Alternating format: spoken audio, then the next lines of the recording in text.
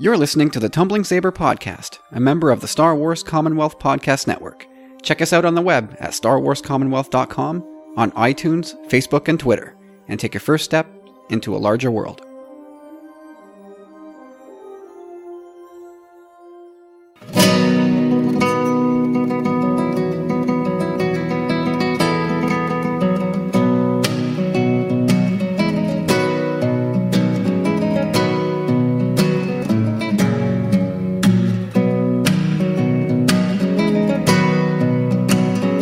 Hey everybody, welcome back to episode 102 of the Tumbling Saber Podcast. My name is Kyle.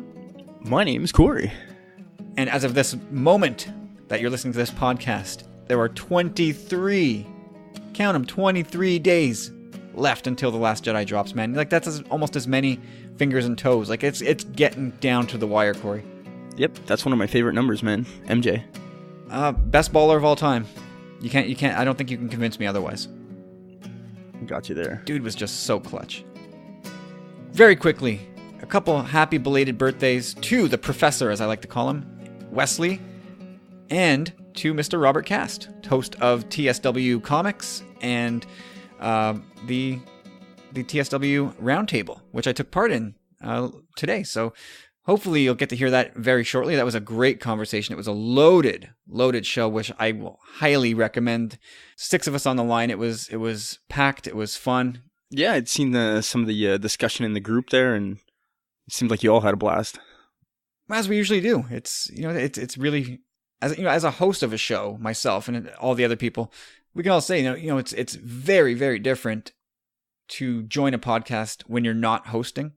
Everybody's got a little bit of a different demeanor and persona as when they don't have to worry about the clock and keeping the things on track and what everybody else is saying.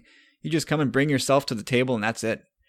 But anyway, that should be dropping for the TSW VIPs shortly, and then it'll go out to the public later in the month. Anyway, it's the last VIP roundtable until The Last Jedi. So make sure you check that out when it does drop, because it's going to be an hour of really fun podcasting. All right. Traditionally, we start the show with a collecting update. You got anything to share this week? Yeah. I mean, after a bit of a harrowing week, I decided to go to a spa. Had a spa day yesterday with my wife, and right after that, we were in this total. It's called the Quartier Distrant. I don't know. It's just it's like a village of shopping. It's crazy. But anyhow, we were pretty tired after, so I just managed to get my way into an EB Games. I was looking for some Black Series stuff, but they had one Snoke on the shelf, but I've actually reserved my Snoke still. I haven't gone to pick it up. But it was like everyone's been talking about them being banged up. And man, this one was just like all those super banged up for some reason. Really don't get it. But I think it's just because it's a bigger box, and there's no support in the box, and it's a very I don't know what the word is. Like, it's not scuff resistant. The packaging scratches easily, scuffs easily. I don't think these packages are meant to be kept in box. Well, actually, it is kind of this figure does deserve to kind of come out. Yeah, I don't think I would keep this one in the box. I mean, that throne is super impressive. That's a great figure. The Hugh Hefner of Star Wars figures. Yep. Some of the pics I've been seeing flying around the Twitter have been pretty hilarious with his underrobes. Yeah, it's a very bizarre figure once you take off that robe. Very curious. It looks like he's wearing long bottoms, you just see the buttons in the back. Oh yeah, I mean this is Goldfinger, or not Gold. Yeah, Goldmember. Goldmember. It's totally him. Very, very bizarre figure. Can't wait to see him though in 3 weeks' time. Crazy. I had a bit of a week too.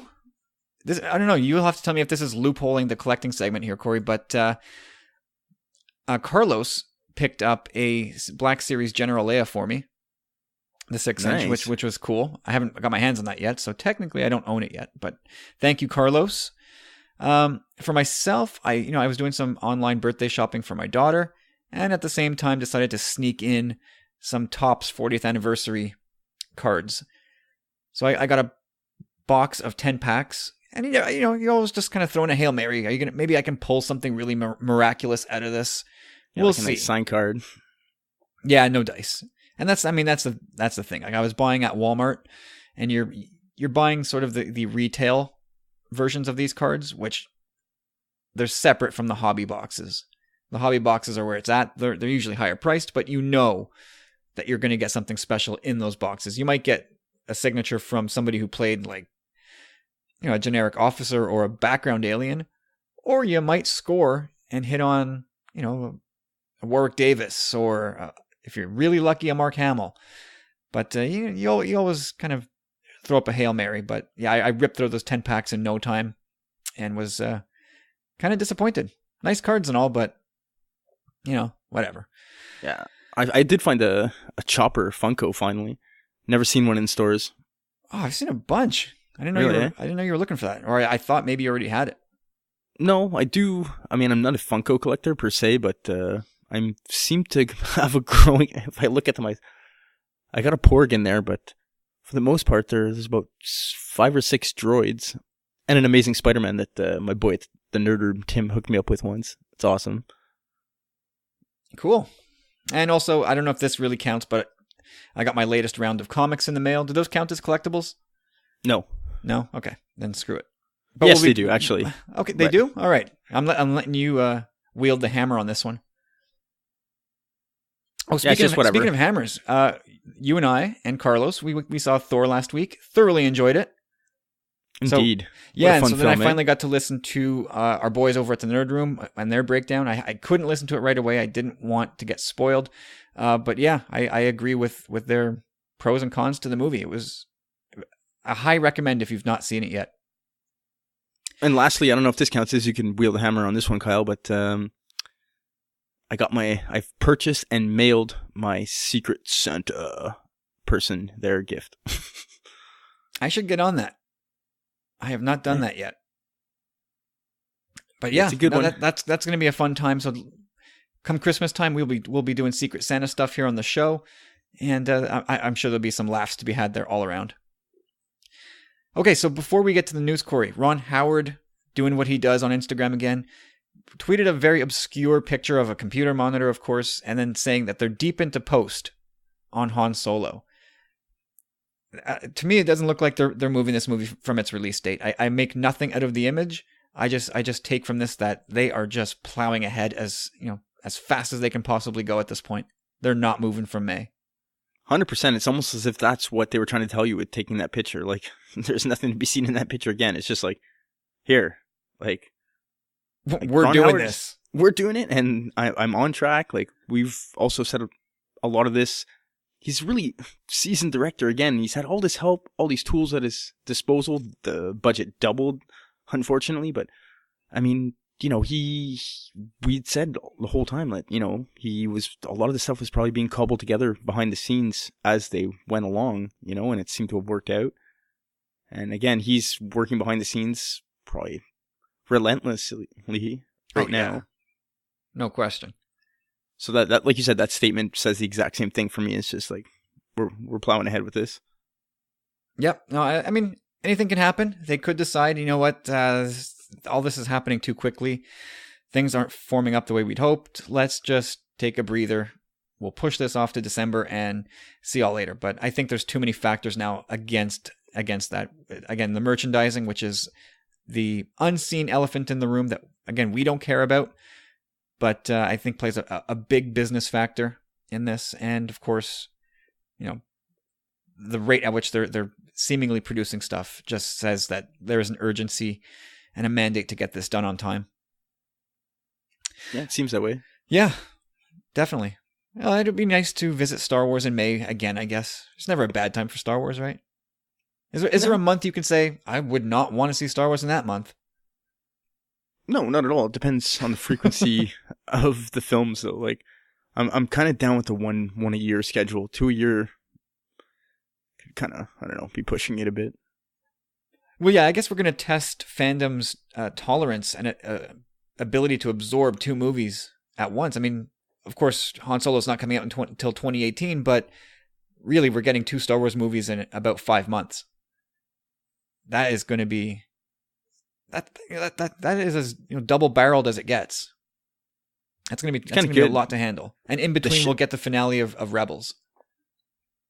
You know, it's kind of good in a way too if you think about it. Like the shadow that The Last Jedi is casting over the Han Solo productions, kind of leaving them able to work in the shadows, if you will.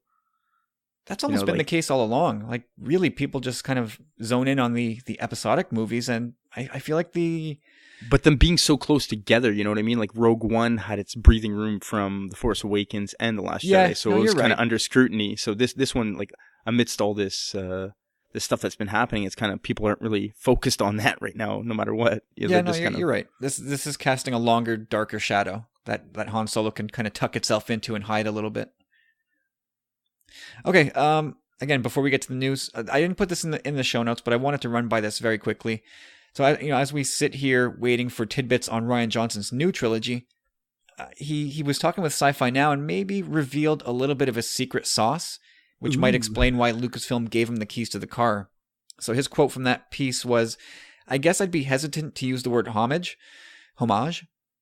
because that makes it sound like it's just kind of turning the crank and replaying an old tune because we all like it.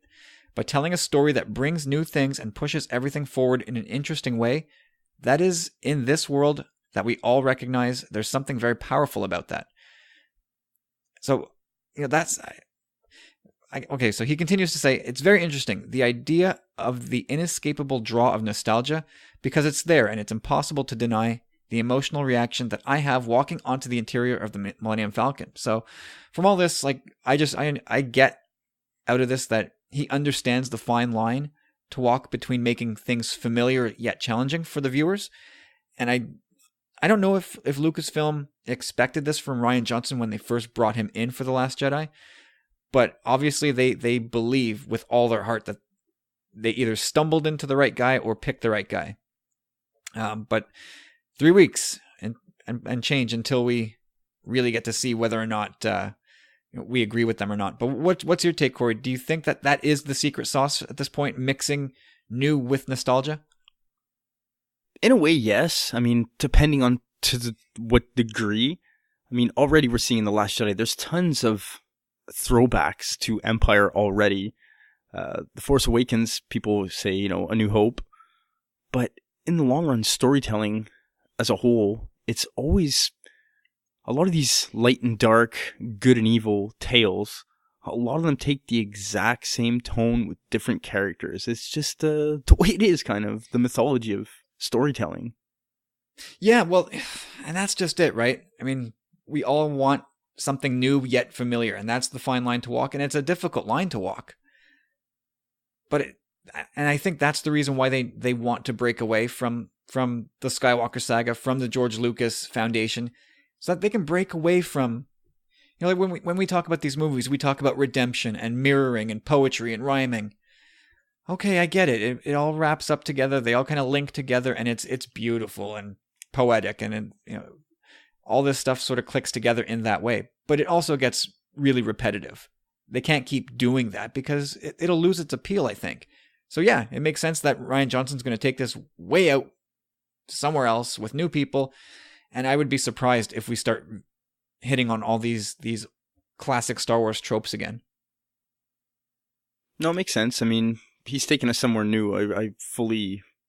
Our foundations are about to be shook. Rocked. Yeah.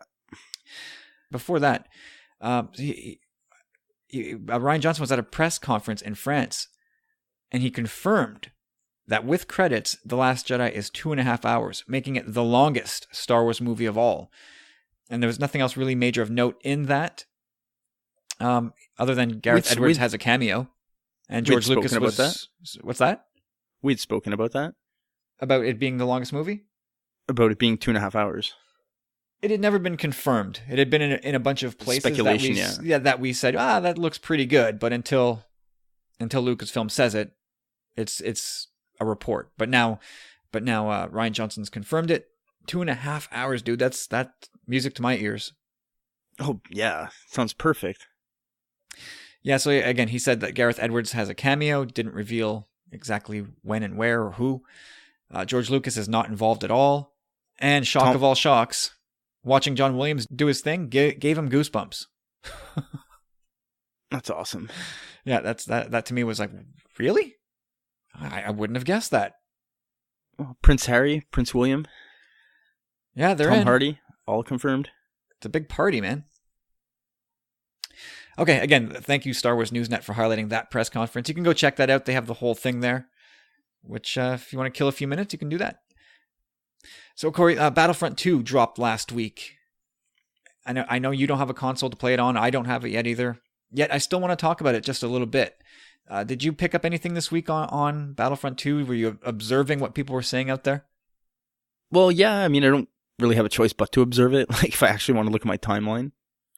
And yeah, a lot of mixed feelings, it seems, from what I gather. A lot of people say the campaign mode is great, but at the same time it's too short. Seems to be there's a lot of problem with the multiplayer gameplay. Like, I don't know, it seems to be a love-hate kind of thing right now, which is par for the course with Star Wars fandom, it seems like. Yeah. I mean, I can't confess to knowing what's going on in the gaming industry. Like I said ad nauseum, I haven't played in such a long time, so I'm completely disconnected from the gaming world. And again, this is something we talked a lot about in that TSW roundtable. So if you really want to know what the deal is with Battlefront 2, check that out once it does drop. But yeah, I've heard about the campaign. I've heard everything from it sucks, like the story sucks, to it's amazing. Which I've heard the story seems a bit rushed. Well, yeah, there's not much substance after one point, supposedly. M was saying that the video is on YouTube of all the cutscenes, and it totals like close to 2 hours, is what she was saying.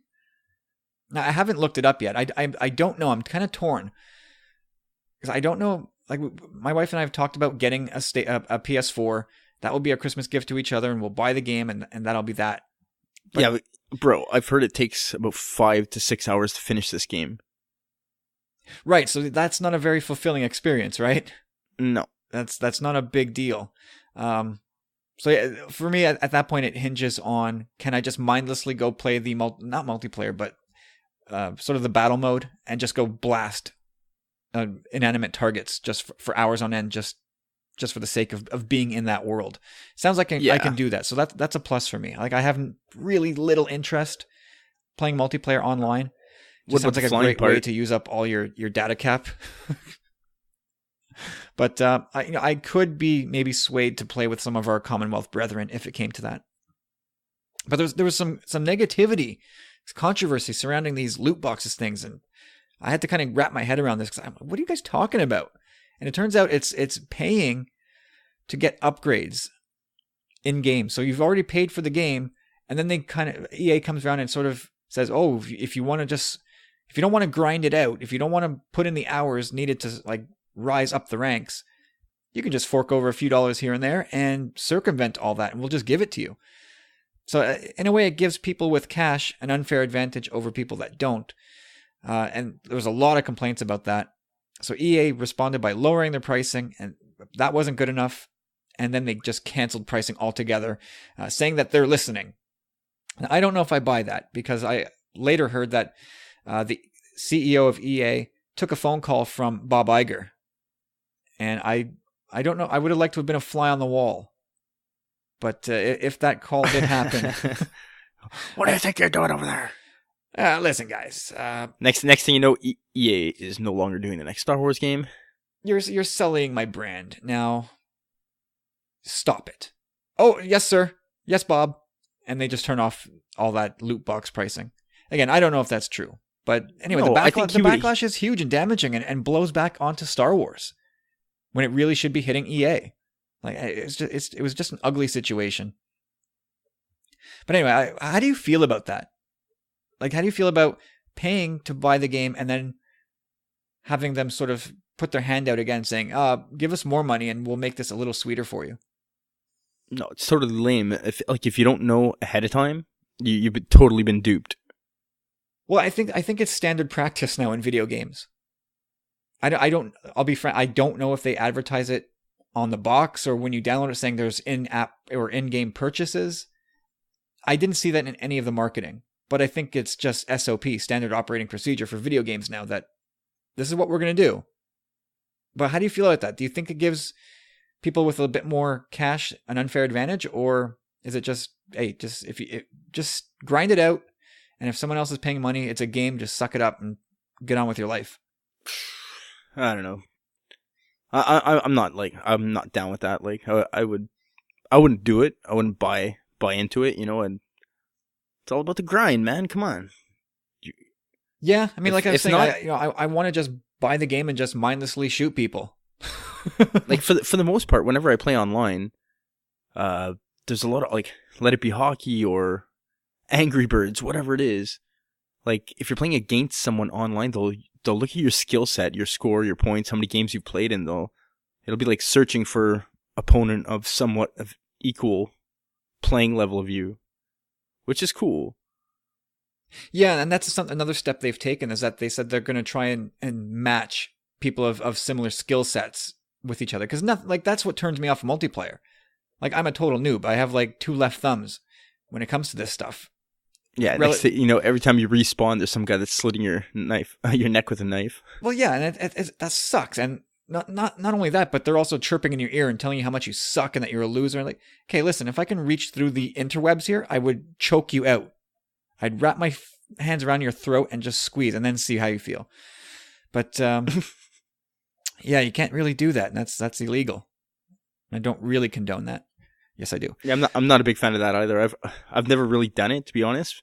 But I've had friends in the gaming world, and listening to some of this stuff, you're like, holy shit, man! Like, well, there's what's going a lot on in of those people? Toxicity in the gaming world, and it sucks, man. Like the whole Gamergate thing, that was an absolute gong show. So I think if you're going to monetize it after somebody's already bought the game, then as a company, why don't you make a choice and say, instead of just putting all the dollars in our pocket, why don't you just put out front saying in-app purchases, the money for that goes to some sort of program or education to stop bullying and like general assholery in gaming. Like that, to me, I might go, okay, like I'll pay for an upgrade or two. If I have a couple beers in me, I might be willing to part a little more easily with a couple bucks here or $5 there. Anyway, just it sounds like they put in this very complex system of currency and progression, rankings and unlockings, and it's not something that I recognize really in gaming, and I don't really need to be a part of it. Like I said, I just want to play the campaign, blow stuff up, enjoy the cutscenes, and that's it. I'm very, very simple when it comes to video games. Yeah, I know what you mean. I just like to fly around in space. That'd be cool. Well, so they have to take it to like Grand Theft Auto. I used to just like mindlessly get in, like play. I wouldn't do any missions. I would just drive around the city and just cause random havoc and rack up 5 stars and see how long I could evade the police. And then once I died, start over and do it again. It was just like this ridiculous thing. I get lost in this rabbit hole for hours and hours. But I want to tip my cap to Omer and Kigo. They helped to allay some concerns I had. And there seems to be not much reason for me to get it other than the money. But then again, in the TSW roundtable today, it was almost a clean sweep saying that if you are just getting it to play the campaign, don't buy a console just for that. Like if that's the only game you're going to buy and play, save yourself the $400. Like, yeah, man. Just go watch the cutscenes and be done with it. But anyway, we'll see. I wish I could just test drive this thing before I actually drop hundreds of bucks, which I don't really have to drop. Anyway, the other video game news this week was that Respawn was bought by EA for over $400 million, and that they're going to be developing a Call of Duty style game set in the Star Wars universe, which I hate using this caveat, but if done right, sounds all kinds of awesome. Like that's the game we're waiting for. Meh. What game are you waiting for? I don't know. I just like I said, like we haven't played in so long but I was never a big fan of those.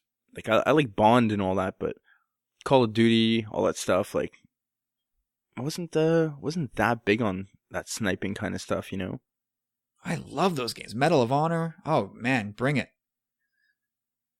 All right, so let's move on from video games. because we really don't know what we're talking about, and that's evident by now. And we'll move into something that we only know something slightly more about, and that is posters. 2 more posters came out this week, one from Dolby and another for the IMAX experience. These are just incredible posters. You saw them, right? Oh yeah, I'm looking at them right now. Oh.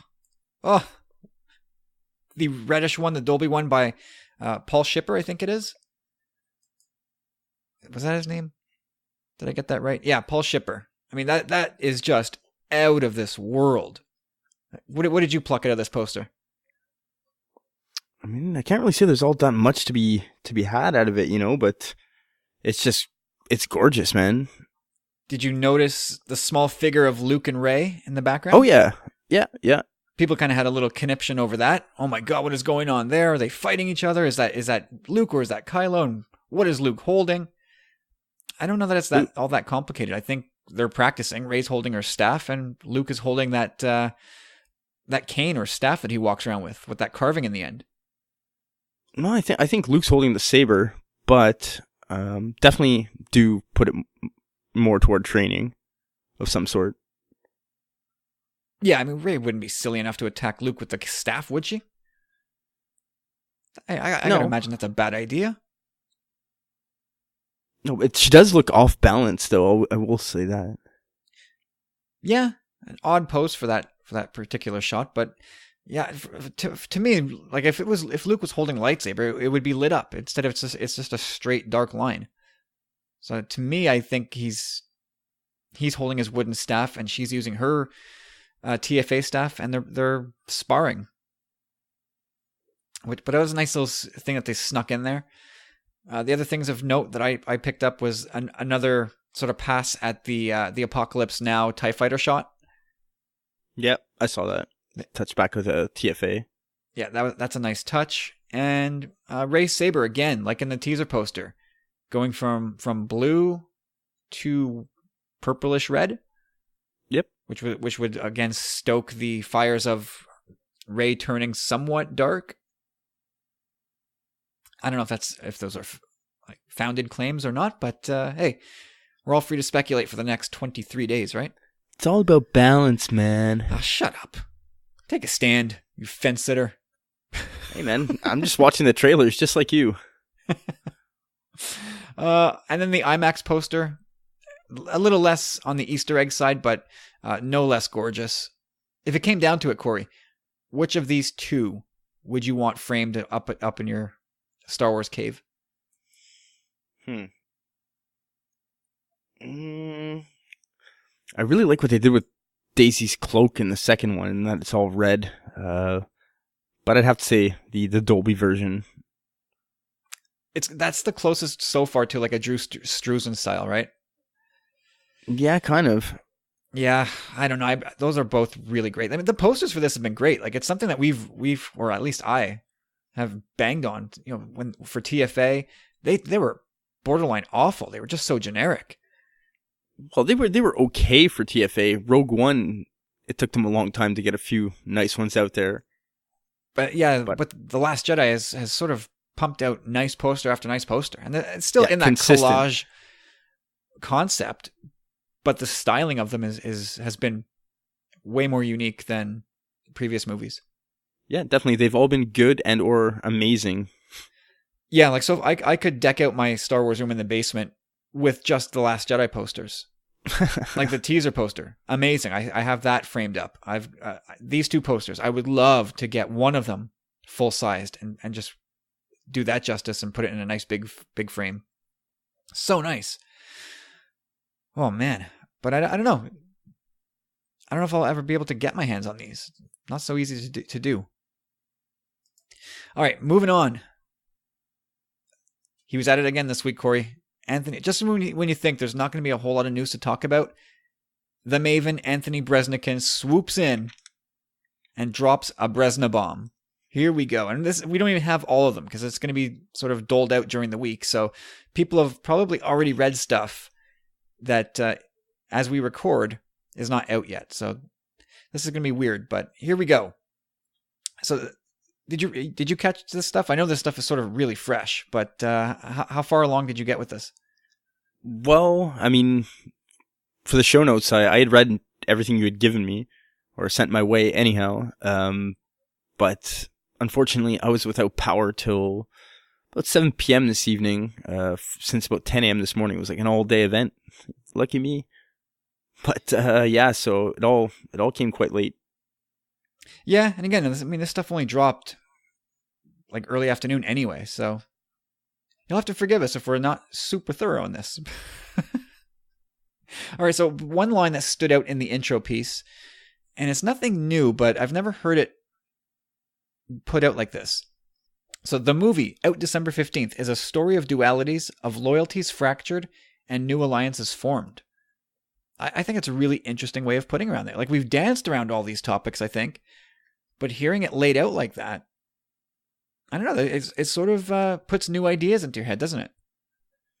Yeah, like you said, it kind of like, I don't want to say clarifies things, but puts things into perspective. Like you had said, like, it's what we've been talking about for a long time, and like that's just a really concise and simple way of putting it.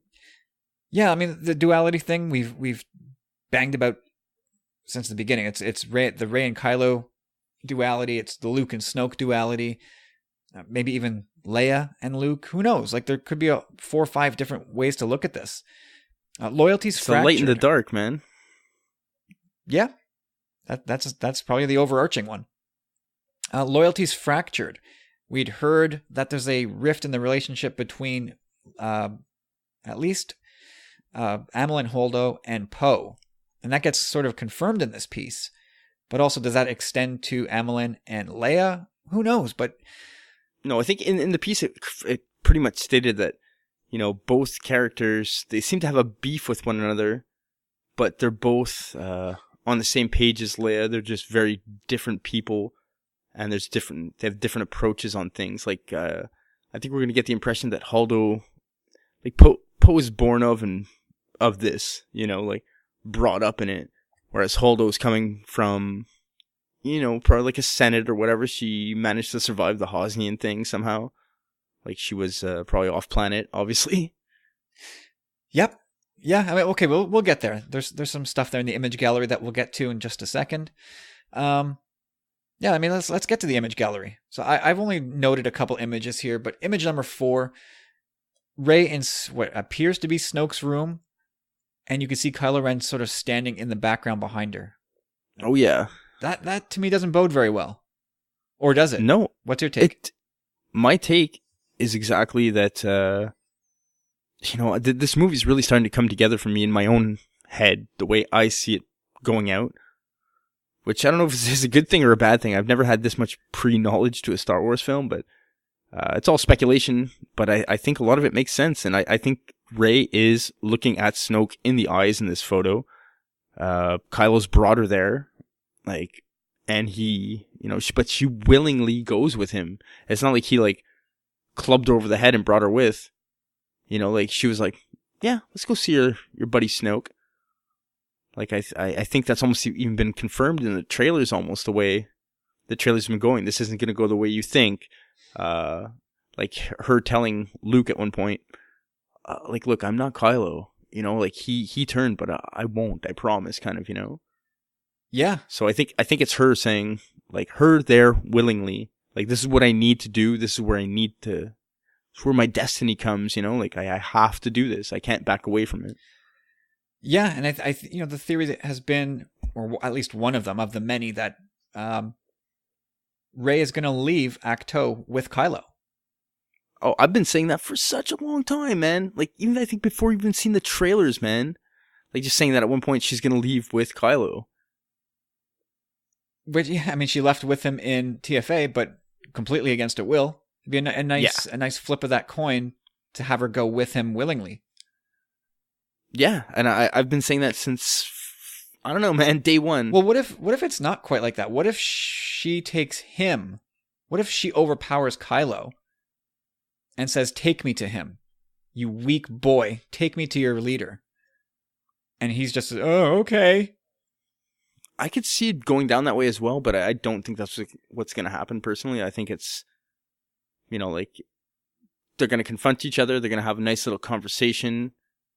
It could be a really interesting conversation because, in this article we read later on that, Kylo, his character does have, even though he hates her, he hates this girl, this peasant, this scavenger, who's just wielding the Force, stole his saber and all that stuff. Like, but in the same right, he does kind of have an admiration and respect for her.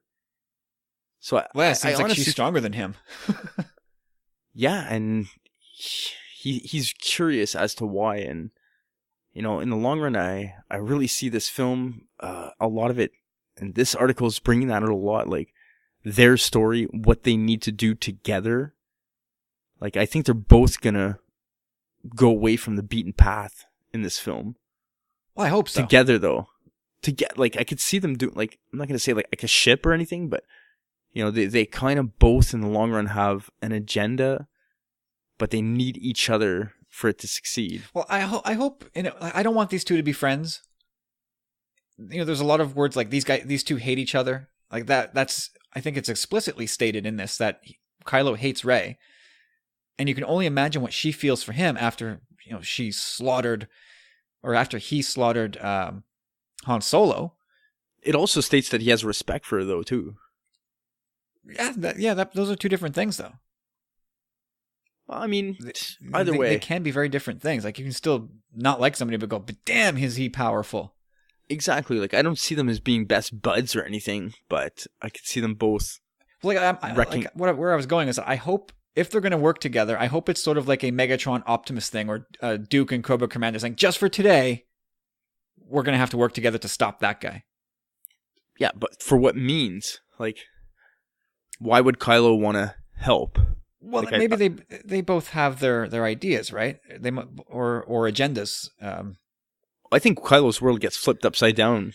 I don't know necessarily in this film, but even Adam Driver in one of these articles, I know we're getting all jumbled here, but he said, like, I think it would be a waste of my character to, kind of not have a redemption arc. Something like that, but we'll get to that. So that was that image with Rey. The next image 5, with Leia and Oscar Isaac, and her seeing him as a surrogate son and a potential leader for the Resistance. And that's exactly the type of thing that makes me want to see more of a rivalry between Poe and Kylo. Like, I can totally see that Kylo looks at Poe now and goes, yeah, okay, my mom likes you more than she likes me. Look at you, you're so perfect. So just a little thing there. I like the rivalry there. And this, like you said, that makes perfect sense. Like, even in this movie, like that moment where it looks like Kylo's going to kill his mom or whatever, like, I would love to see Poe intervene. In my head, that moment is so powerful. We're all on the edge of our seat. We think Kylo is going to blast his mom out of existence, and then you'll hear like Poe's theme, or it could be Finn's theme, but from TFA, the track is "I Can Fly Anything." And there's a swell a couple minutes into that score, sort of as they take out that first order cannon on the belly of the Star Destroyer, and I could totally hear that cue rising up as Poe swoops in to interfere with Kylo. I can totally imagine that, to the point where if I don't get it, I'll probably be a little bit bummed out. So Ryan, I hope you did that, man. And then lastly, image 7 of 15. It's a very close-up shot of Amilyn Holdo, and she steps in to bring new vision to the Resistance, but ends up clashing with Poe Dameron, who has different ideas for how the war should be waged. Now, this to me seems to suggest and support that old report that Leia may be out of commission for a while in this. Yeah, 100%. That was that's exactly what I have written as well. Like, the fact that these two have rose to the fore of the Resistance. Yeah, there's no other battle. I mean, that was the old report, that these two are kind of butting heads over who's going to lead this thing, because Leia's out of commission, right? So maybe Kylo takes the shot, but Poe has still interfered just enough to throw the shot off, throw Kylo just slightly off course so that the shot is just slightly pulled. I don't know. Obviously, I don't know. Or maybe Poe interjects and causes the shot to happen, and that makes Kylo even madder. Yeah, well, that's a different slant on that scene for sure. But yeah, so to me, it seems like Amelin is, like you said before, like she wants to maybe solve this diplomatically. And Poe wants to get in his X-Wing and blow stuff up, which makes for a better movie in my estimation. Anything else you want to say there? With the rest of the photos? Yeah, anything jump out at you? Well, I love that photo of Kylo looking at his helmet. Like, to me, again, that's still him possibly questioning who he is, why he's wearing a helmet. Is this really what he wants? Whatever's happened with Snoke. Like, I don't know, man. Kylo's got a lot of questioning to do. Poor boy. Poor misguided boy. And then Bresnikan had a piece on Kylo and Rey. And part of one of the passages from that piece, I'll read that here. There's a big part of the story yet to be written, and not by me, says Johnson, who will hand the trilogy back to The Force Awakens filmmaker J.J. Abrams for 2019's Episode 9. But I don't think it's very interesting if the whole story is just, will Kylo get his comeuppance? He's a more complicated character than that, and I think he deserves a more complicated story than that. I don't see the point of trying to get behind his mask and learn more about him if all we're going to learn is, yeah, he's just an evil bad guy that needs to be killed. So end quote there. Is that spelling out redemption to you? Or is there another way to skin this, Corey? There's many ways to skin it, but I mean, the simple fact of the matter is, I mean, we've already even heard in this picture, or this piece that, you know, he's been neglected. He feels neglected from his parents in the past. Like, maybe the Han and Leia weren't the best parents. So that's, you can glean some stuff from there as well. He's got mommy and daddy issues, yeah. Which is not a surprise. We kind of knew that. I mean, he kind of spells it out, at least on Han's side, that Han Solo, you think he's the father you never had. You'd be disappointed. Something to that effect, right? Yeah, it's true. So given that... something jumped out to me actually it wasn't on the written piece, but I was listening to Anthony Bresnikan speak, and he clearly said this, which kind of throws me off the bat a bit there, because, you know, due to the events of Bloodline, like, Anthony Bresnikan is saying that Kylo Ren or Ben Solo was kind of seduced in his late teens, which kind of was like, to me, like, what? Well, obviously, again, there's lots of story to be told here, but it seems like Snoke had his eye on Kylo from the minute he was conceived. Like, Leia had always detected this threat, right? We read that in Aftermath, I think. So it seems likely that Snoke was sort of always watching this guy the same way that Yoda was always looking over Leia and Luke. But maybe he only really started actively trying to recruit and warp this kid once it was clear that Kylo couldn't stand his parents.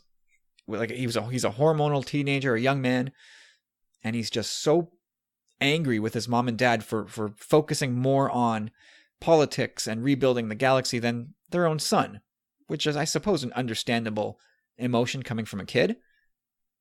And that's when Snoke says, hey, I got your back. And just slowly, death by 1,000 paper cuts, trying to lure him over. And maybe Vader was your granddad. Maybe that's the point also where Leia sends him off to train with Luke. I don't know that we know exactly when that happened. All right, where are we here? Right, so I was going to say, so like, given the way they like to kind of leave things ambiguous, I think in the end, maybe this is an episode 9 thing, but they could have Kylo commit some kind of act that some viewers will see as his redemption, but others might see as a selfish act. So an example of that would be, let's say Snoke is still working his magic on Rey, and by extension that would mean replacing Kylo with her, and Kylo goes, no, and swoops in and kills Snoke. Like, some might see that as redemption because he saved Rey, while others might see it as him being selfish and just killing Snoke because, well, I'm taking my ball and going home. So I could totally see them doing that kind of thing that would make us argue over, was he redeemed or not? I could see Kylo starting to question Snoke's actual motives in this, and start to kind of realize why he was seduced. If he can start to rise above that and be like, man, this guy really took advantage of me, that can change his perspective on things. Yeah, I mean that's Anakin, that's Vader, right? In those moments where, I mean, I think we're seeing more of that now, where Vader does know that Palpatine has kind of duped him, but he has no choice but to follow that path. But by the end of Jedi, it's like, okay, I've had enough. You've taken advantage of me for too long, and you're zapping my kid. It's game over now. You could see all that playing out again, but I still don't know how I feel about that, man. Like, we've seen that story, and again, the whole rhyming thing, as like grandfather, like grandson. There is a sort of symmetry and beauty to that kind of storytelling, but we've seen it already.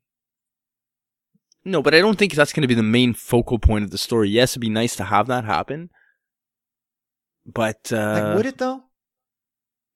It depends what he does, like what his mindset is, what they're trying to accomplish, him and Rey. And that's the thing I really do see this trilogy going down that path, is him and Rey. It's up to them to kind of figure it out. No matter what the uppers are kind of saying, like, let it be Luke on the light side and Snoke on the other side. Like, the kids are going off on their own and be like, forget them. You and I, we got a job to do, and we got to bring this balance or whatever it is, Yeah, I mean, look, there's still so much racetrack in front of us. I don't want to get too far ahead of it, but I don't know. I still don't know how I feel about the whole redemption thing. I get that it could be compelling and it all weaves together with the other movies, but I feel like we've seen it. I hope they kind of do something different, or at least make us argue about it. Okay, so then moving on to another quote. This is very much about Rey trying to figure out how she fits into all this, much like any of us as we're growing up, as we're transitioning from childhood to adulthood, Johnson says. You're going to meet people who you think are going to help who don't, and help is also going to come from unexpected places. That unexpected place is Kylo Ren, and the situation she finds herself in, alone, unappreciated, is similar to where Ben Solo found himself when broke from his Uncle Luke and followed the Knights of Ren down a darker path. Again, like, they're really hitting on redemption pretty hard, and a sort of unification of Rey and Kylo. Like, are they hitting too hard on that in this through all this stuff? Like, are they? I feel like in a way they're flat out telling us what's coming, which by definition is a spoiler. But well, he said it at the beginning of this thing too. He's like, "Be ready for spoilers." I didn't even see that. Like if they're spelling out the plot of the movie here, that ain't cool. That's not that cool. But anyways, but I wonder, like, does that make me feel like maybe that's not what's going to happen? I think it's more. There's more to it than we know, but definitely, again, I really do think it leads to an alliance between the two, and not one of like great friendship or whatever. It's one out of necessity. And Kylo's kind of maybe fed up with his master. She can be whatever it is they need to figure out, that there's a higher goal, a higher purpose to that they could possibly both be on the same page for. And that I like that a lot. It could be very interesting. And Kylo, for sure. Yeah, for sure. Okay, so then the next piece that was released today is focusing on Mark Hamill, Luke Skywalker, and the Millennium Falcon. And there's not much to take out of this story as it applies to The Last Jedi, but it's still a wonderful read. Did you read this one? Oh yeah, it was so cool. Oh man, it outlines how Mark Hamill felt while shooting that scene in the Falcon's cockpit, and then he went the day that he went to visit the set. Lucasfilm actually filmed the whole things for behind the scenes footage, I guess. For a documentary, they said they asked him if they mind if he had cameras there. Yeah, I'm sure that's for bonus content for the DVD or the Blu-ray or whatever. And he said that Mark Hamill said that he felt overwhelmed setting foot in there, that it was all so much like the way he remembered it. Like, all the details were there, and he just kind of asked people to kind of just leave him there for a minute just to kind of absorb it all and process his feelings. But I can imagine too. It's like if all these people are around you, these cameras there, and when you see this and you're in that moment, it's like seriously, like, all right, give me a minute. Yeah, absolutely.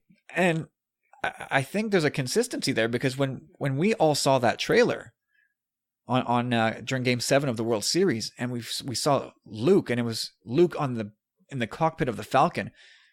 I think we all kind of felt the same thing that Mark Hamill felt. Like, we just putting those two things together was like, oh my God, Luke on the Falcon. Oh my God. And just, we all had this like giant moment of like verklemtness. I agree, but probably not to that degree. Well, no, obviously. I mean, it's all relative. I mean, this is Luke. This is Mark Hamill's life. I like how they had said that, like, you know, it's like that ship has so many ghosts in there for him. You know what I mean? Ghosts from his past. Yeah, boarding that ship at Docking Bay 94, that's him blasting off and leaving his old life behind. That's where everything changed for him. Next stop, Death Star. Like, what the hell? Obi-Wan, Han Solo, both gone. Sure. Yeah, so that's a very cool piece. Again, nothing really to take out of it from The Last Jedi, but very much worth the read. I like to think this. I had said this last week, and I'm going that way, man. Rey leaves with Kylo voluntarily. You know, Luke has no choice but to leave Acto, on the Falcon. And he's like, that scene that we saw is him like getting in there, the cockpit, and just like here we go. Yep. No, that is totally supported by this. I would have to imagine that is totally going to be what happens, and I think it'll be like a slow build. Like, we'll see a scene of Luke sort of in doubt. Do I go? Do I stay? He's going to board the Falcon, and we'll know it's coming, but it'll still be a beautiful build up to that moment where he steps in the cockpit, turns it on, and then the scene might cut from there, and then we'll bounce over to Crate, and just the world is crumbling. The Resistance is getting their rear ends kicked, and then the Falcon will show up, and 2 and 2 will be put together. We'll see Luke in the cockpit of the Falcon, and God knows what's going to happen at that point, but it's going to be unbelievable. It makes sense. Chewie, Porg on the Falcon. Yeah, and I think, and they're purposely hiding who's the pilot at that. Like, it's purposely. I'm leaning towards Luke now. Yep. You're welcome, Kyle. Oh, I don't know that you needed to plant that in my head. I always thought it was a possibility. I thought there was several possibilities, but Luke is it's looking like Luke. I know it's kind of Rey's de facto ship, but maybe that's the moment where, when Rey walks away, if Rey walks away with Kylo, that's kind of that she's abandoning that ship. That's her washing her hands of all of it, saying, "Hey, I don't want that ship. I've got other things to do now." No, I think she's just going with Kylo. Like, take me to your master. Here's your ship. Let's go. Right, but then what? I think almost metaphorically, that's going to be her abandoning the Falcon to somebody else. Yeah, it's possible. You're right. Her path is probably set on a different course than the Falcon. Absolutely. Yeah. All right. So then, there's more EW stuff coming this week from Anthony Breznican, which we'll break down in episode 103. But we got 2 new TV spots this week, both of which were sort of surprises. I guess at this point it should not be considered a surprise. The first one centered around Luke and Rey. So we've heard that line before, right? It was that the behind the scene or the celebration teaser, right? What do you see? But we never saw Luke's face in that. But I think this one he's like right behind her. But there's a look on his face, and I think it adds context to the question. Like, is he pushing her to explore her power, or is what she's seeing something he's been trying to visualize but hasn't had success? Like, the look on his face almost looks like a happy inquisitiveness. Like, oh, yeah, keep going. Tell me. I need to tell me what you're seeing. I want to know. Or is he kind of pushing her down the path that he knows is waiting? That, yes, you need to, yes, take the next step. What do you think it is? I think it's a bit of both. Like, he knows her raw power, so like she could be like the key. You know, like he's the one that she's the one that he's kind of been waiting for, in the sense that she's powerful enough to have this vision or whatever she's seeing. And she sees the light, the dark, and the balance, which is always really interesting. From the beginning, it was. Yeah. Maybe that force tree. Maybe Luke hasn't found it yet. You know what I mean? And maybe she's visualizing and she pushes through the vision and she locates the Force Vision tree and they go to that. And that's what they've been looking for all this time. We saw pictures of the books, right? Yep. And we've debated, is Rey the first person to find them? There's some shots that maybe support that. Yeah, the caressing of the book. I don't know if it's just Luke holding it in such high regard or if it's the first time that he sees it. Yeah, like he can't believe he's finally found them. And then there's a great line from Rey, Kylo failed you, I won't. Which is almost a direct echo from Empire. But, I mean, Daisy really delivers that.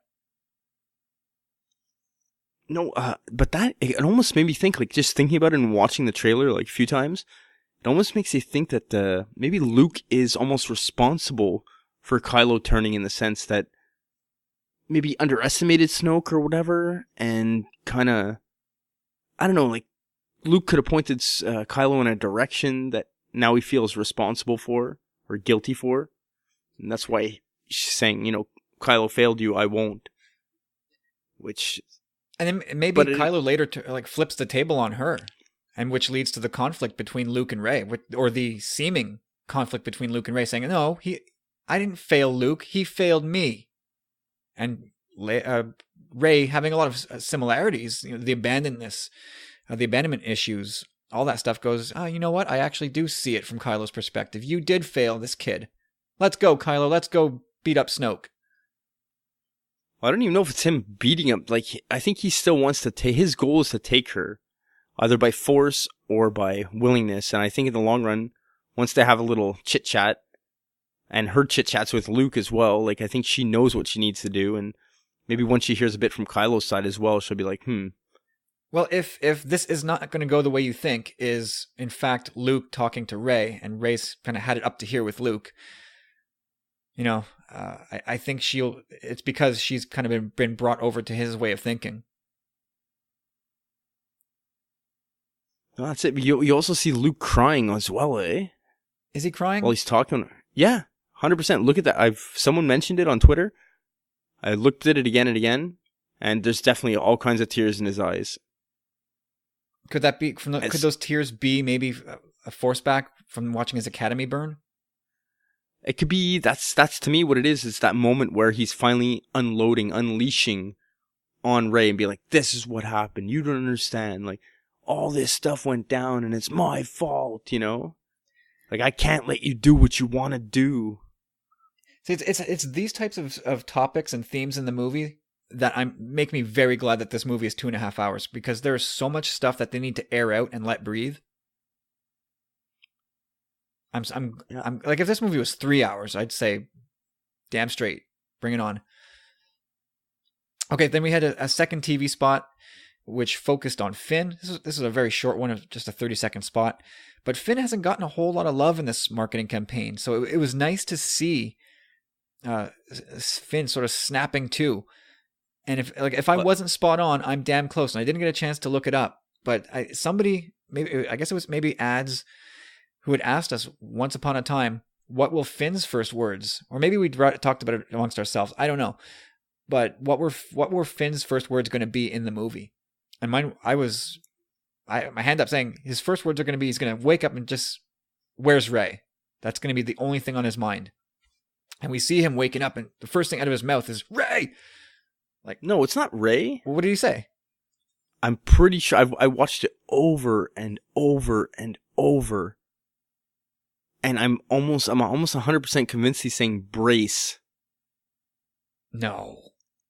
Watch it, man. I almost want to give you time to watch it now. But come on. That doesn't make sense.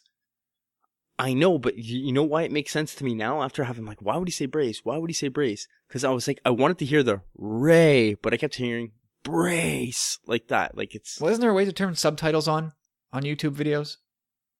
I'm not 100% sure. You'd know more than me, but... Anyway, that's the way I took it, but you know what it is to me? When I look at it from that regard, it's his first order training, like just kicking in, like it's almost like post-traumatic stress disorder in a way. Like he wakes up, like, and it's just his training kicking in, like brace for impact almost, Yeah, I'll leave the possibility open, but I was pretty convinced he just shouted, Rey! But then, then the next thing is sort of Poe catching up with Finn, going, "You must have 1,000 questions." And what says out of his mouth? First thing is, "Where's Rey?" Where's Rey? That I heard clearly. So I'm claiming a point for that. We don't know if that's going to be Finn's first words. Maybe he speaks to somebody else before, but I think his first line of substance is definitely all about Rey. And I think it's his determination to find her. I think this lays to bed any question of whether or not there's going to be a romance between Finn and Poe, right? I think that's done now. It was never a question for me, to be honest. Like, I'm not against that. Like, I eventually want to see that in a film, like, but at this point, it's a little too late. Like, don't shoehorn that kind of thing in at this point. Yeah, it was. I think it was obvious in TFA that Finn is completely taken with Rey. Yeah, 100%. And that is completely supported here in this TV spot. Well, back to the Breznican thing as well. They kind of just stated that, Rey wasn't around, and like Finn's looking to get out of this whole thing. Like, he's like, I don't want anything to do with y'all.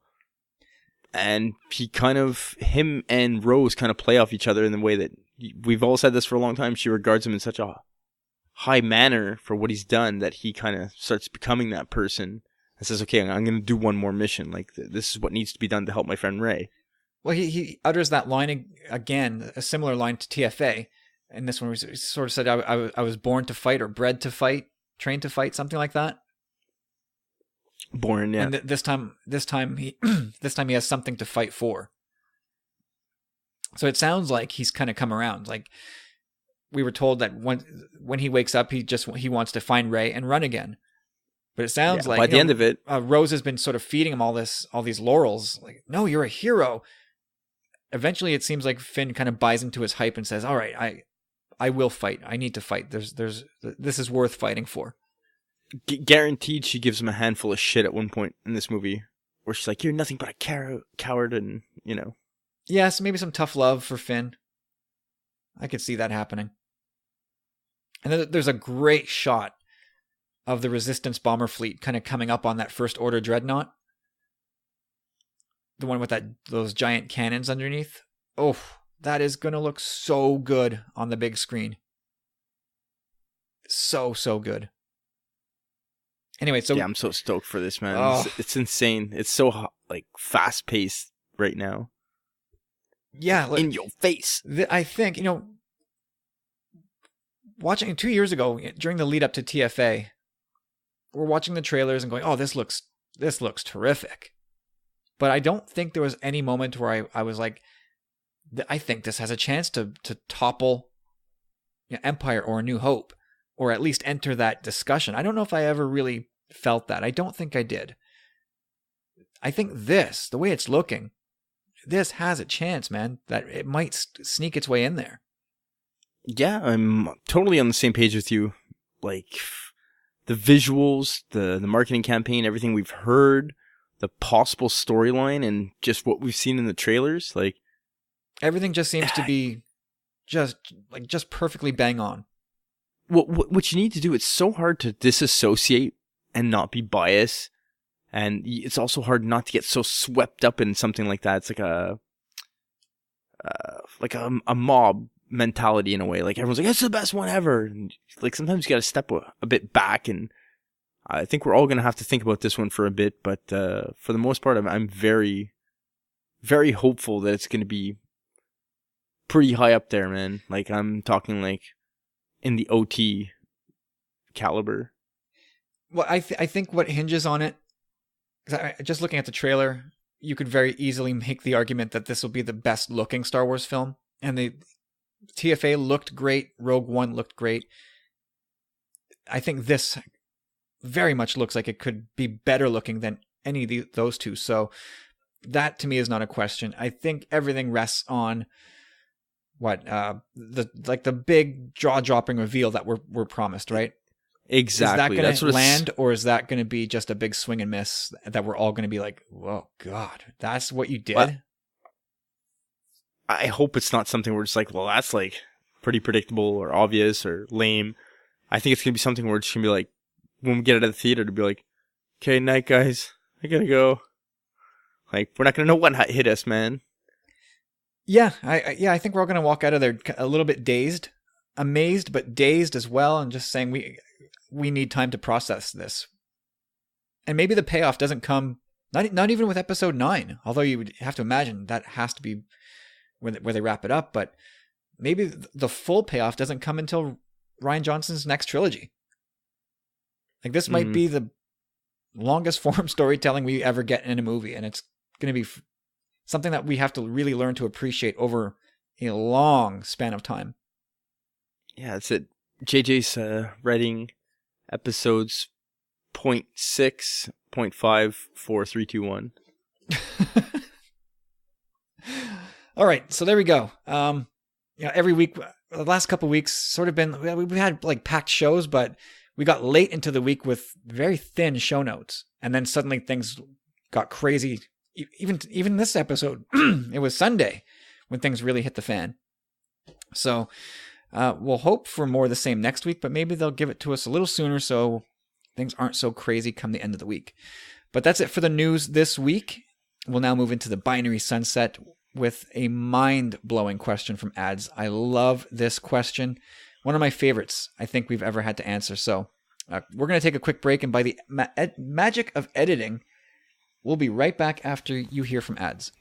Evening, boys. I hope you are both well. A quick question this week.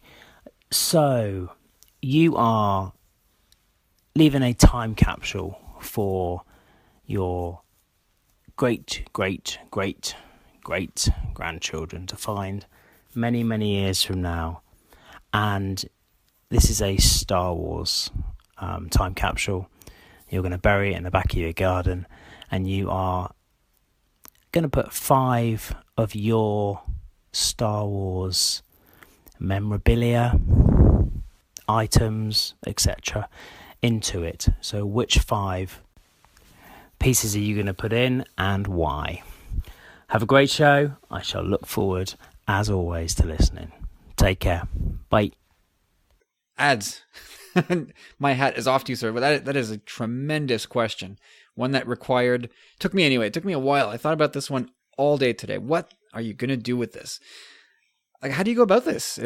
What is really the point of a time capsule, Corey? Is it to pass along valuables, or is it sort of to document history, so to speak? Like, what was your slant on this?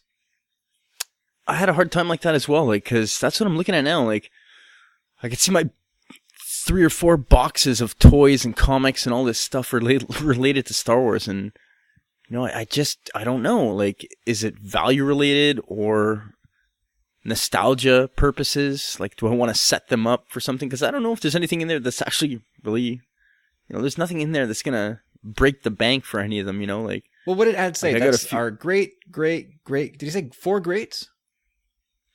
I can't remember, but anyway, we're talking about possibly 100 years from now.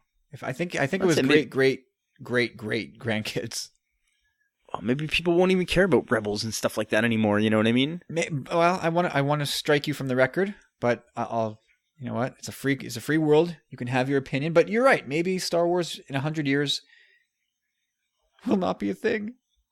Well, not Star Wars. Star Wars will be, but like I'm saying, Rebels per se or Clone Wars. Like, I'm big on those action figures and stuff like that. Like that's my bag, baby. Like, I don't get me wrong, I'm all about the saga, but for some reason, toy-wise, it's like I feel the need to collect the Clone Wars stuff and the Rebels stuff because it's not going to be around forever. I hear you, definitely. Okay, so what is the first thing that you're throwing into the time capsule? And it's not order of relevance. We're throwing in 5 things here. What's your first thing and why? Well, if it's a big enough shoebox, I can get them all in there. So I'm gonna package together this is my first loophole, lads, and my only one. I'll play fair, but yeah, packaging together the entire 40th anniversary collection, including Kyle's X-wing, and that's gonna be one little piece. I don't think so. There's room for the 12 figures. The 13th, not so much. The 14th, whatever. You ain't getting Luke. All right. Come on, man. You'll come around. You keep saying that. I'm going to do maybe a bit of a loophole too. We'll see. I don't feel like mine are as egregious as yours, So my non-loophole answer for my first item is the novelization to A New Hope. Because in 100 years from now, will books even be a thing? Will everything just be straight up digital, or like some sort of brain implant where they just drop the book straight into your head? Yeah, like you're living in the galaxy far, far away.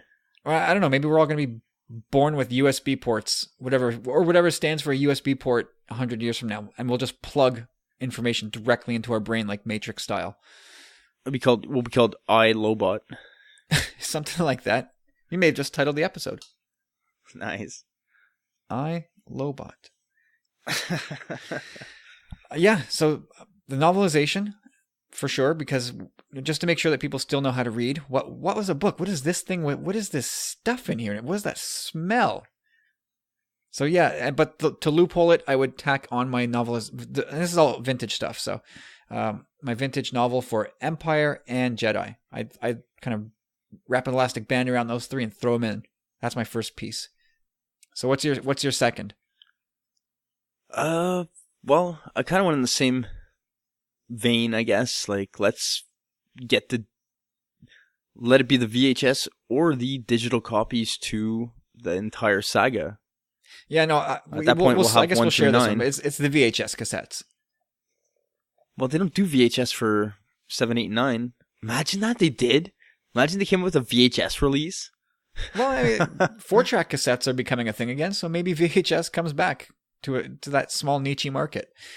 But even if like VHS cassettes don't last forever, so if we put those in a time capsule, 100 years from now they go, "What is this?" And somebody is smart enough to realize, "Oh, I recognize that relic from the past. It's called a VHS cassette," and they try and find some way to play it. It probably wouldn't give them anything, just very, very blurred images and sounds, but it'll be something for them to look at and behold. Look at this relic from the 1980s. My God. So I thought that was important enough to throw into my time capsule.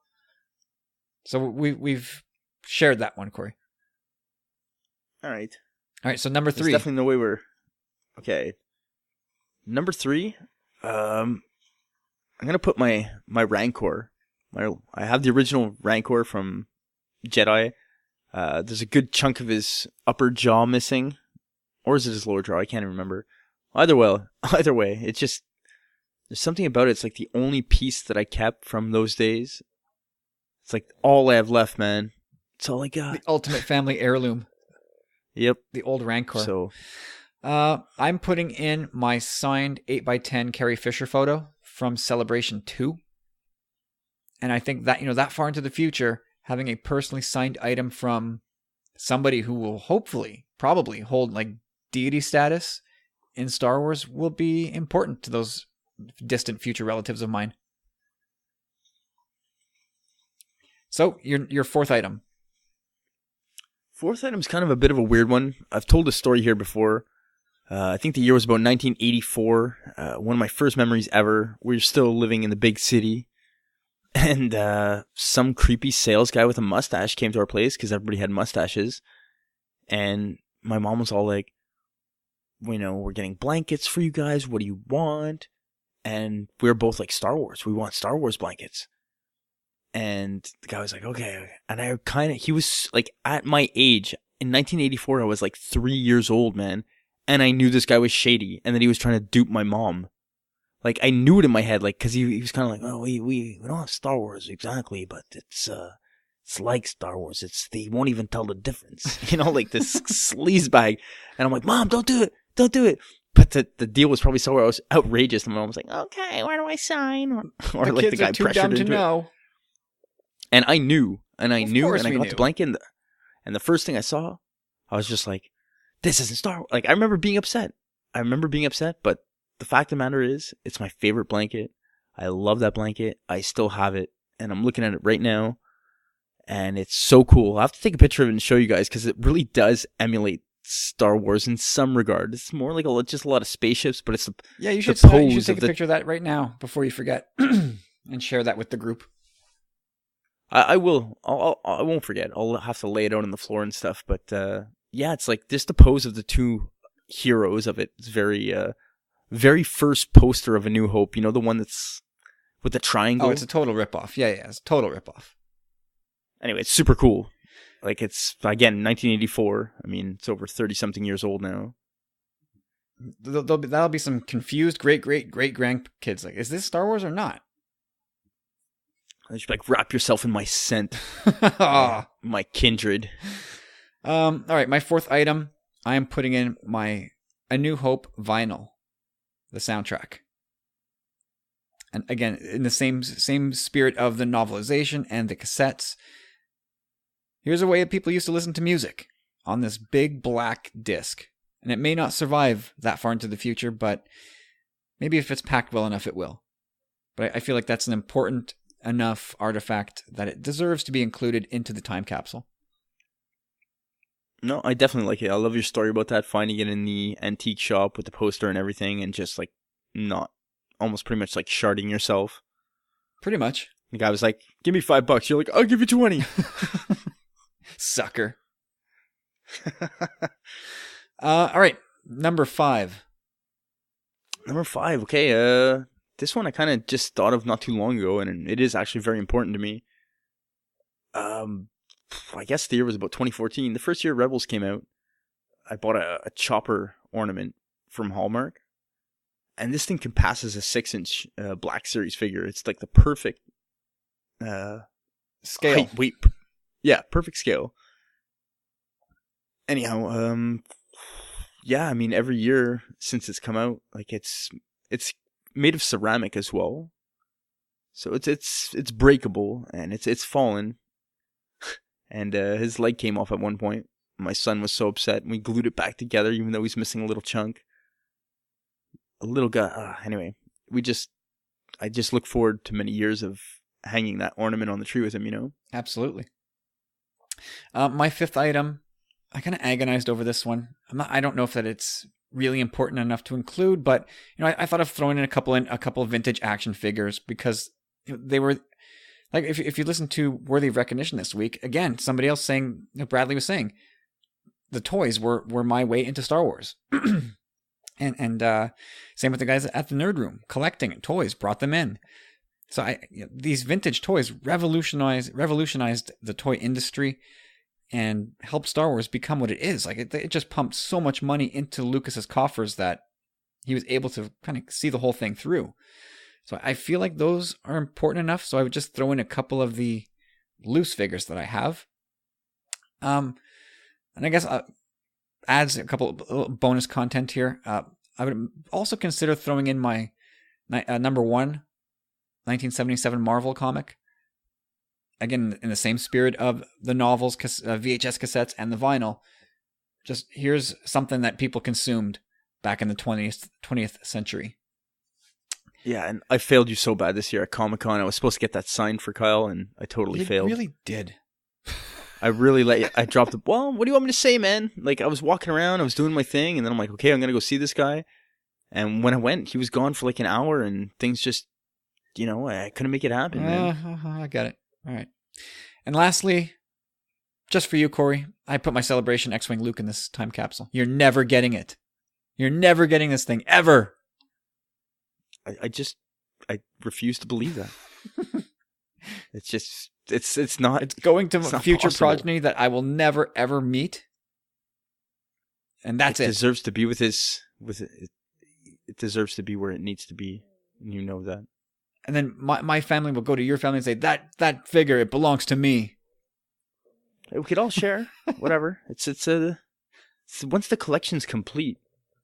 Like I said, it's not like I can go out there and buy an X-Wing and Luke and it be complete. It has to be yours to be complete. It's like a family thing. I don't know about that. I'm skeptical. I don't know if it really works that way. Believe me. All right, ads. Great question, sir. Really great question. I'd love to know what other people would throw into there. So let us know on Twitter or Facebook or email or whatever. But I would be very curious to know because I think people could probably come up with some pretty unique answers. And again, Corey, you're never getting it. Stop lying to yourself. Jesus.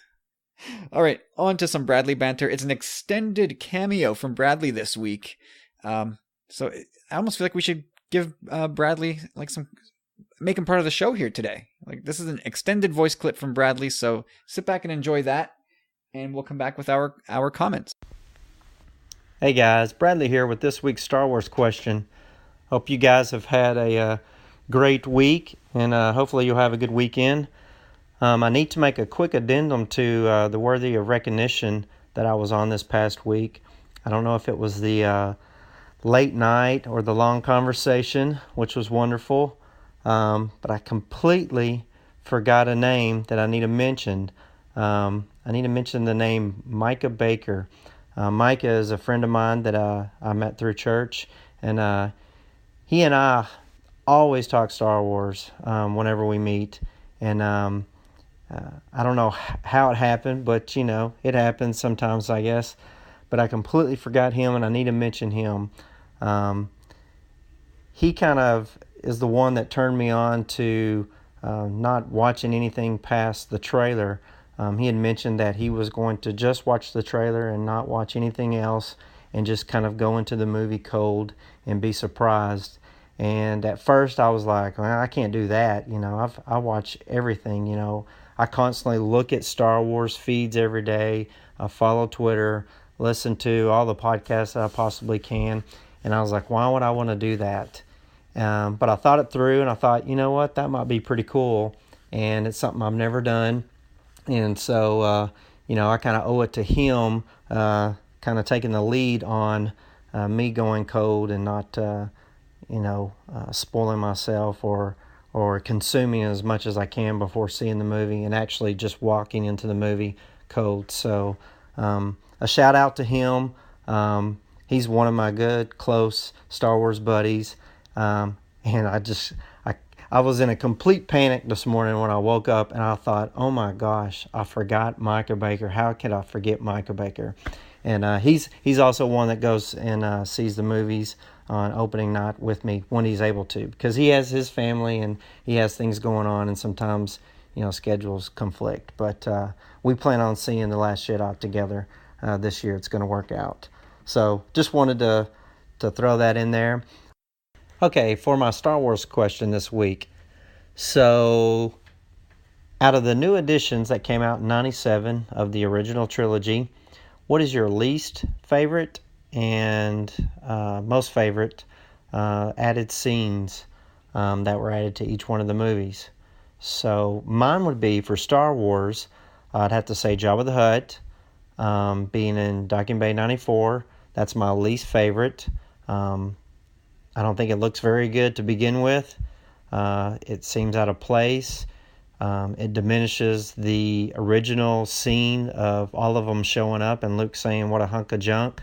I think that's the perfect reveal for the Millennium Falcon. And it kind of, walks on that by showing Jabba the Hutt there. So that would be my least favorite. My most favorite for A New Hope would probably be the Battle of Yavin at the end. I liked all the updated space scenes, space battle. So I thought that was blended really nicely and didn't take away from the old footage, but added a little bit more of a modern feel to it, without taking away from the original film. So that would be my favorite there. So Empire Strikes Back is a little bit harder. I'll say this: my favorite is the Wampa at the first. It's not needed, but I liked it. I thought it was well done. It gave you a little bit more context of the monster without revealing too much. And so that's my favorite. My least favorite is probably the added scenes in Cloud City. I kind of like the original way the Cloud City looked, and so I don't really need that there. But it's not bad. It's done well, and so that's all I have for Empire. Empire out of all three of them, I think, had the best additions, and and so I don't mind it so much. So for Return of the Jedi, my least favorite is the Sarlacc pit. I hated them adding tentacles to that thing. I don't care for that at all. I thought that was just terrible. I don't like not the tentacles, but the mouth coming up. I'm sorry, the mouth coming up out of it. I didn't like that at all. That was no need for it. It was fine with just the tentacles and the teeth, or horn-looking teeth, or whatever they are. I thought that was enough. So the actual mouth, whatever that is, coming up, I thought that was overkill and unnecessary. So that's my least favorite of all. And then my favorite addition would probably be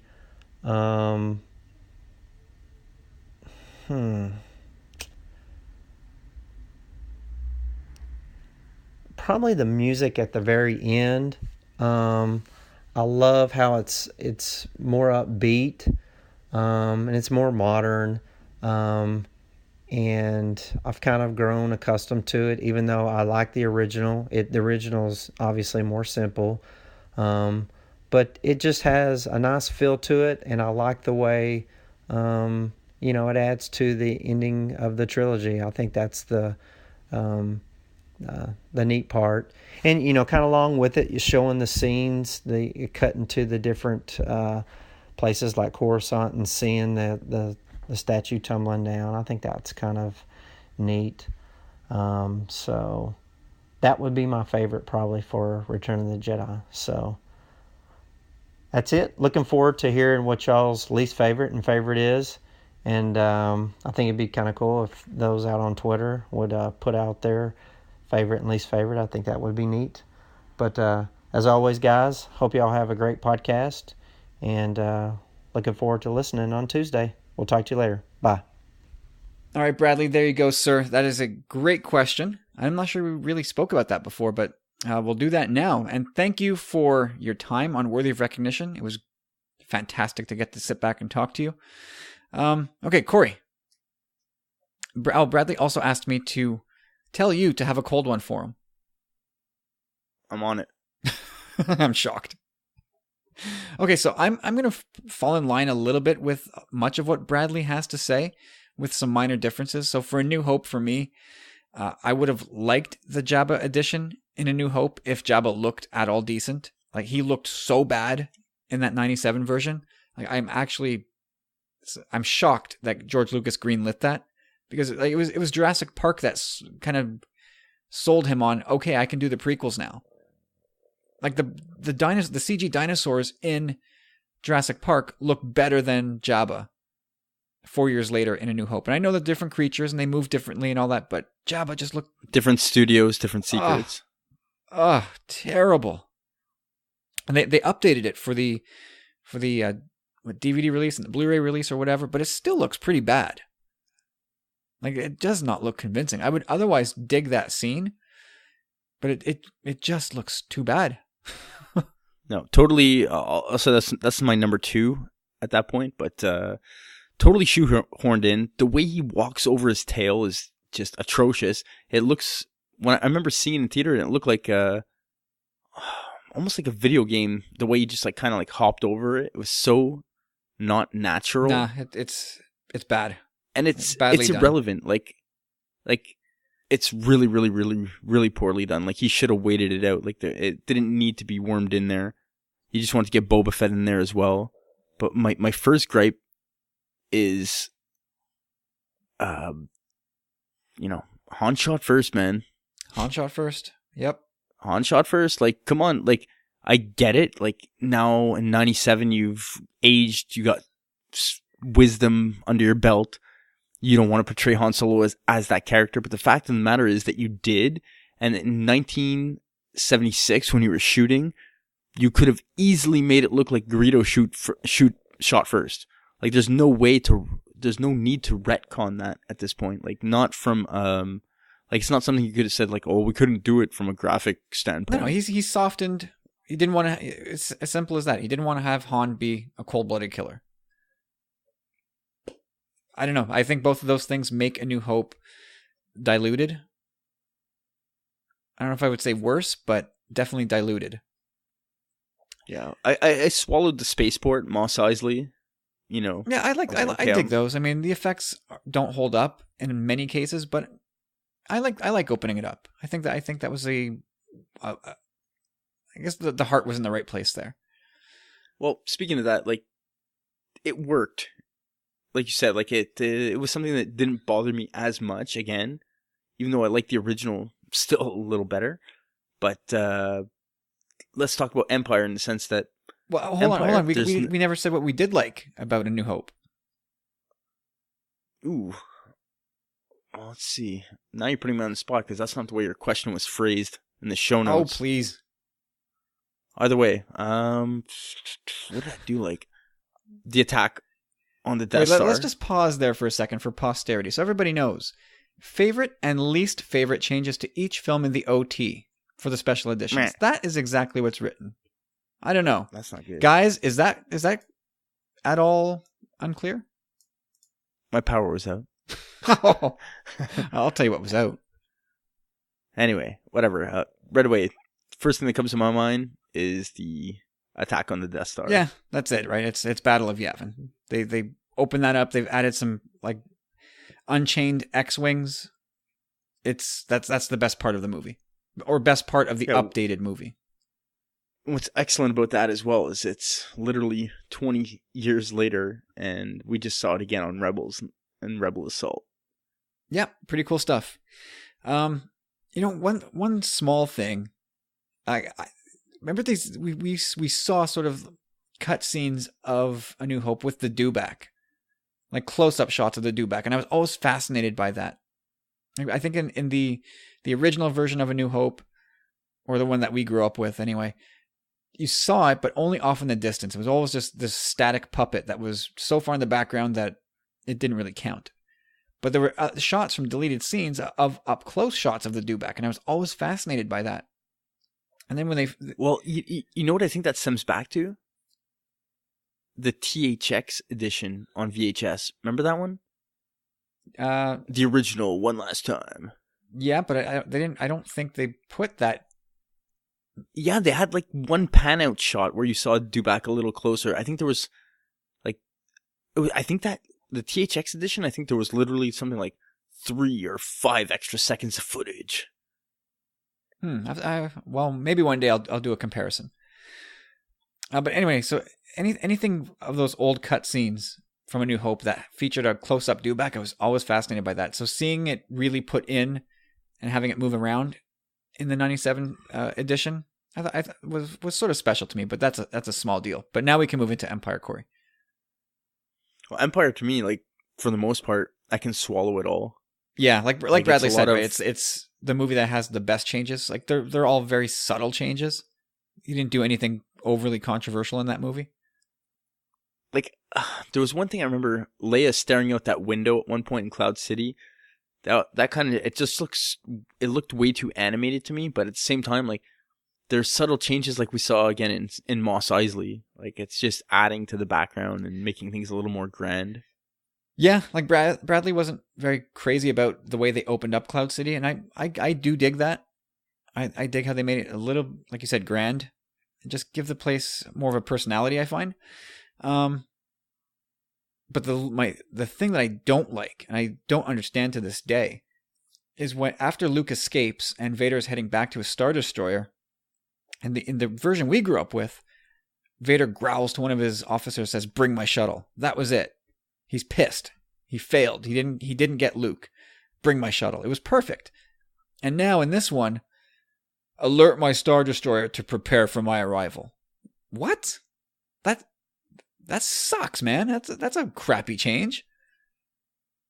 Yeah, you're right. It was so perfect before. It conveyed Vader's anger. It did so much more. I don't know why they felt compelled to put that line in. And really, like, Vader, do you need a procession every time you step on board your ship? Like, you were just there a few hours ago, and you need a ceremony when you arrive? Like, get over yourself, dude.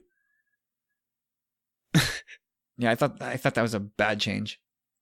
Did you do pro and con from Empire? Oh, definitely got some cons. Like, man, to be honest, like right off the bat, I if I would have looked on the internet, probably I could have thought of something. But pro wise, I don't really have anything. Like, I wasn't a big fan of the Sarlacc change. No, we're still in Empire. Empire, yeah. I mean, that's about it for me, Opening man. up Cloud Like, City. What was your least favorite of Empire, or do you not have one? Not really. I mean, they didn't really change it.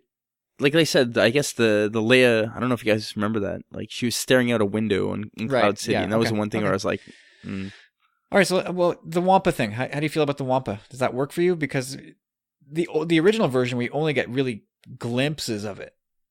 I mean, that was pretty damn well done. It really hyped up or brought up the tension. But then you actually saw it, right? Do you like? I forgot about do you that. like seeing the Wampa? No, you're right. I prefer original trilogy style because it's got that Jaws feeling. A little bit. I think I prefer the Empire version by a little bit. I like seeing the full creature. Because before, I don't know how much of the puppet they actually made or the suit they made before, but I like seeing now that there's an actual full-size suit, and he's huge and it's terrifying. But both versions work for me. Okay, so let's jump into Jedi. What is your least favorite? Man, least favorite? I'll just give a few off the bat. I don't like what they did with the Max Rebo Ben and Jedi Terrible, Rocks. awful, Yeah, terrible, absolutely. really, It's just so bad. just so not needed. Like, so I don't know. Was that really your vision? Like, come on. Joe Yowza, like, come on. Yeah, the band went from like it totally taken away from like, Max Rebo was the man. They were like the Rush of the GFFA, the 3-man band, you know. Well, and with having a blowing out Cy Snoodle's role with her lips and the close-ups and it doesn't fit. It's there are people who will apologize for it and say no, it's actually good and I like it and it's cute. Power to you, I guess. I do not get it at all. So I guess we're both on the same page there, right? Okay. the Sarlacc. Well, not a big fan. Me neither. I do not like what they did with the Sarlacc either. I have less of a problem with it than Jedi Rocks and Joe Yowza and the dancers and all that. But to me it doesn't look good and it's kind of needless. I thought it worked before. Agreed. Oh, it worked perfectly. It was just this like, you know, this abyss, and now you got like Little Shop of Horrors kind of deal. Yeah, that's pretty much. That's pretty much how I feel. Well said. And then it's the ending, right? So I've gone on record here before saying that I prefer the new ending that ties the 6 movies together, and I agree with Bradley that the music is sort of more fitting, considering how it's now episodes 1 through 6, as opposed to just 1 through 3. But again, I think the changes made to Jedi overall didn't really help much. No, they didn't do all that much again. They didn't help. For me, anyhow, still a big fan of Yub Nub or Ewok Celebration, as opposed to the other one there. But no, I know what you guys mean, like how it ties everything together and it's such a grander scale, but I still think Yub Nub could have worked. So whatever.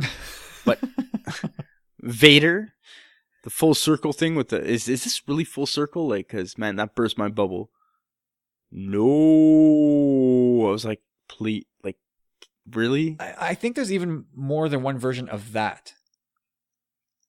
Like, I think there's one where I think now it on the Blu-ray editions now it's no. I think that's what it is now, or it's just the single no. Either way, it's wrong. I'm okay with the first one. If he just goes no and then picks up Palpatine and chucks him over, that works. I think that would be almost a smart move. But just to redo the Revenge of the Sith, no. I don't know that it worked the first time, I don't know that you had to put it in the second time.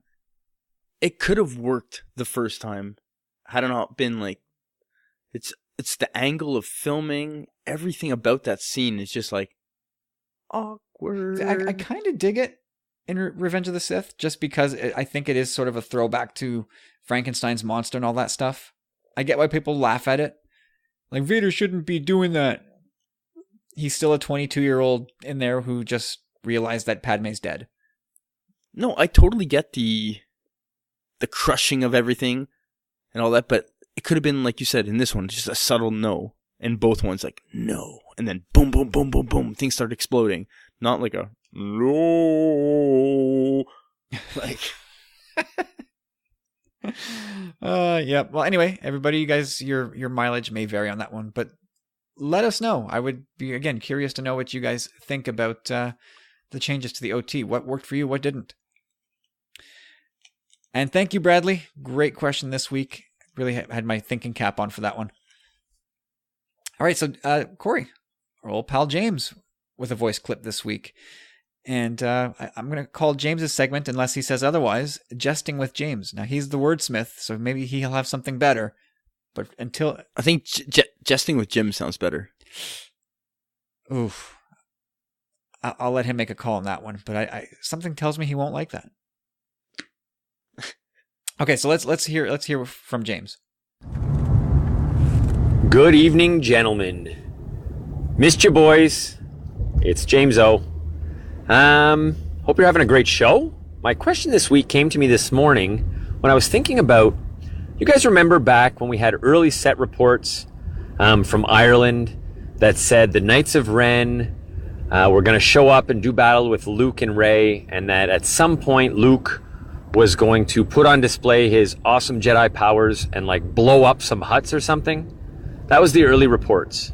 Well, I was just thinking, with what we've seen from the new trailers and Rey's enormous power, what if it's Rey who blows up those huts, surprises everybody, and shows this enormous showing of power to the Knights of Ren? You guys consider that, and what do you think about that? And does it change the scene or feel or anything for you guys? That's it. Maybe there's something to talk about there. Maybe there's not. But I hope you have a great show. All right, James. Thanks, buddy. Good to hear from you. Although we hear from you all the time. We're always talking. We're always in touch. And yes, I think there's absolutely something to talk about here, Corey. Like, while I haven't specifically thought about this, I guess in a process of elimination, I have. So for a while, I thought that it was a given that we'd see Luke do this based on reports. But this is back when I thought Luke was a bit off his rocker and maybe gone a little bit over to the dark side, that he was volatile and unhinged based on all the stuff that had happened. Like, he'd be easily triggered and moved to violence super easily. But I don't think that's the case anymore. And I think it's been kind of spelled out for us in previous Bresna bombs. But it really is, it's the recent Luke Skywalker, Legends of Luke Skywalker book that has changed my perception of this old man version of Luke. Like, not only is he not willing to get involved, but I think philosophically he's a pacifist, and he's very unwilling. In terms of blowing up that hut, I think he'd be unwilling to do something violent like that. So if that's the case, if my read on this old Luke is right, it might leave Rey as the other person capable of doing that. And I think we can agree that she's going to have trouble containing her power at some point, and she may very well lash out. I think she is prone to a little bit of an angry streak. And again, but none of this rules out Kylo or the Knights of Ren doing it with either the Force or conventional space explosives. But it also doesn't completely rule out Luke, because, hey, I guess anything can happen, right? But where Luke used to be at the top of that list for me, I think he's now gone to the bottom of the list. What about you? Well, I know we've actually discussed this on the pod way long ago. Exactly. Long time ago. With James, yeah, sure. on board. And, we talked about this possibility of it being Rey. Now, knowing what we know, it's still very possible. But my first thing is, man, I don't even know how I feel about the Knights of Ren anymore. Like, we haven't heard a peep from them. We haven't seen an image. We've got squat, not on a poster. You'd think they want to advertise these guys. Like, yeah. honestly, if it's going to come down to a showdown between Rey, Luke, the Knights of Ren, and all that stuff, we would have had a little tidbit at this point. So I'm very skeptical of the fact that if they're even in this film. And I'm starting to lean toward that no, they're not.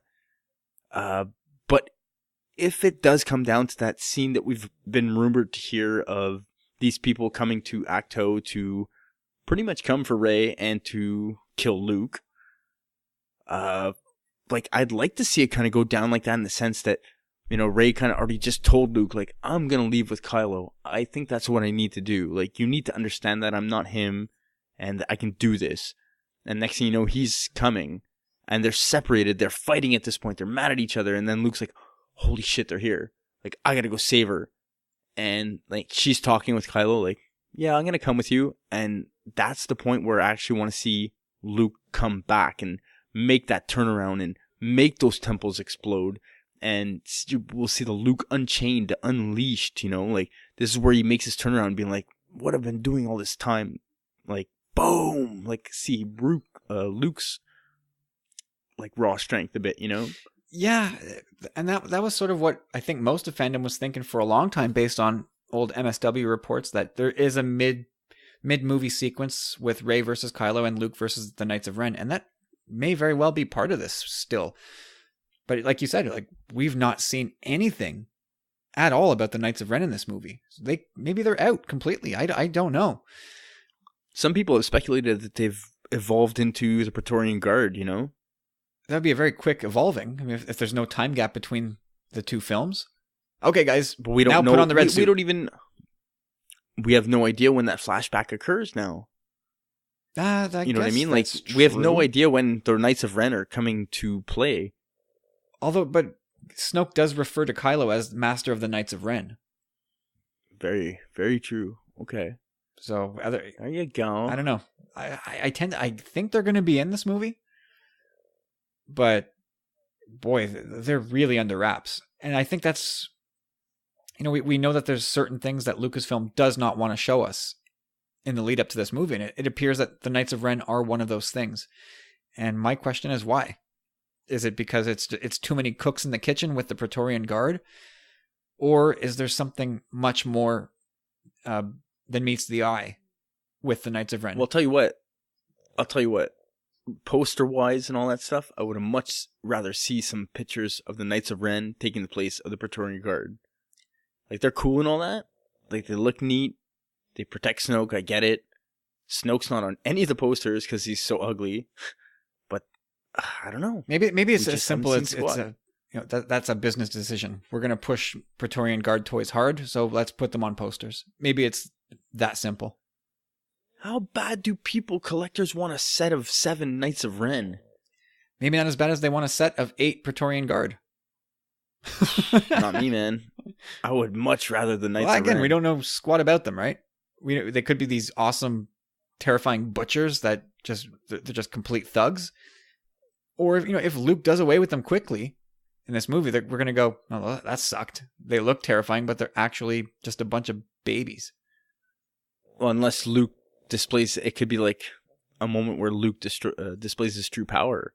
Like, he comes back. That's where we want to see him. Like, this whole time he's been a bit of a pacifist, training Rey, like, then disagreeing with her. They fight, and then him coming around and being like, all right, enough of this. Like, boom. Well, that's interesting, because I almost feel like if the things panned out like we talked about before, with Luke taking off in the Falcon to return to Crate, I feel like that all of that is a build up to Luke's hero moment in the movie, which would occur at the end of the movie. So if we see Luke in action in the middle of the movie, does it sort of neuter or dilute the potency, I guess, of seeing Luke return to action on Crate at the end of the film? Or is it just like, more Luke the better? Just more Luke kicking ass the better?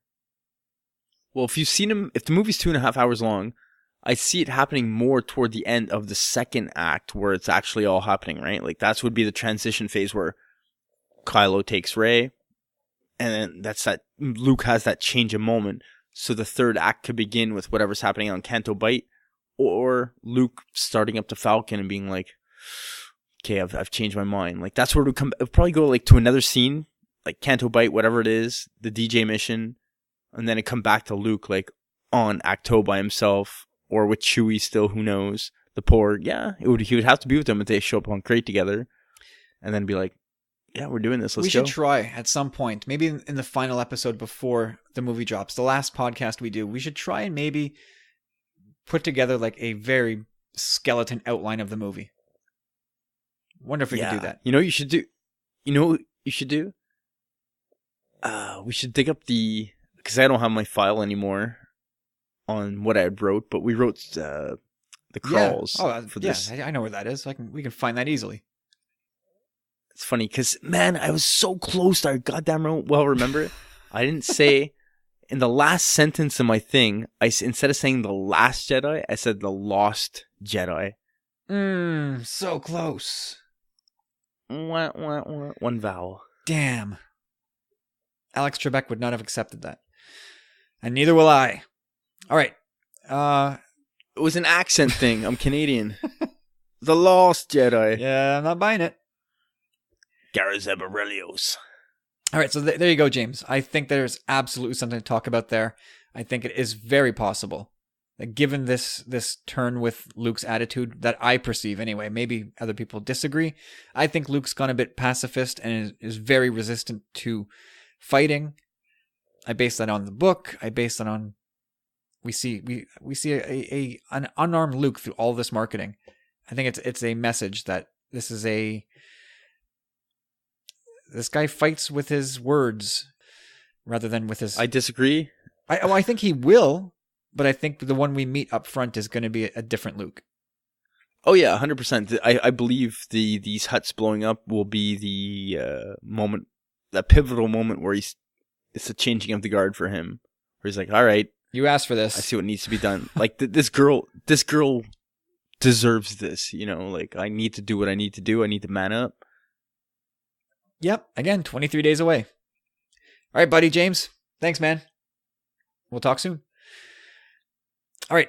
Time for communing with Katie. And very simple question this week, Corey. Very, very simple. We'll see what you got here. Hope you guys are well. Here's the question for this week. And series continues. What is your favorite Han Solo moment? Not too complicated, Corey. What have you got?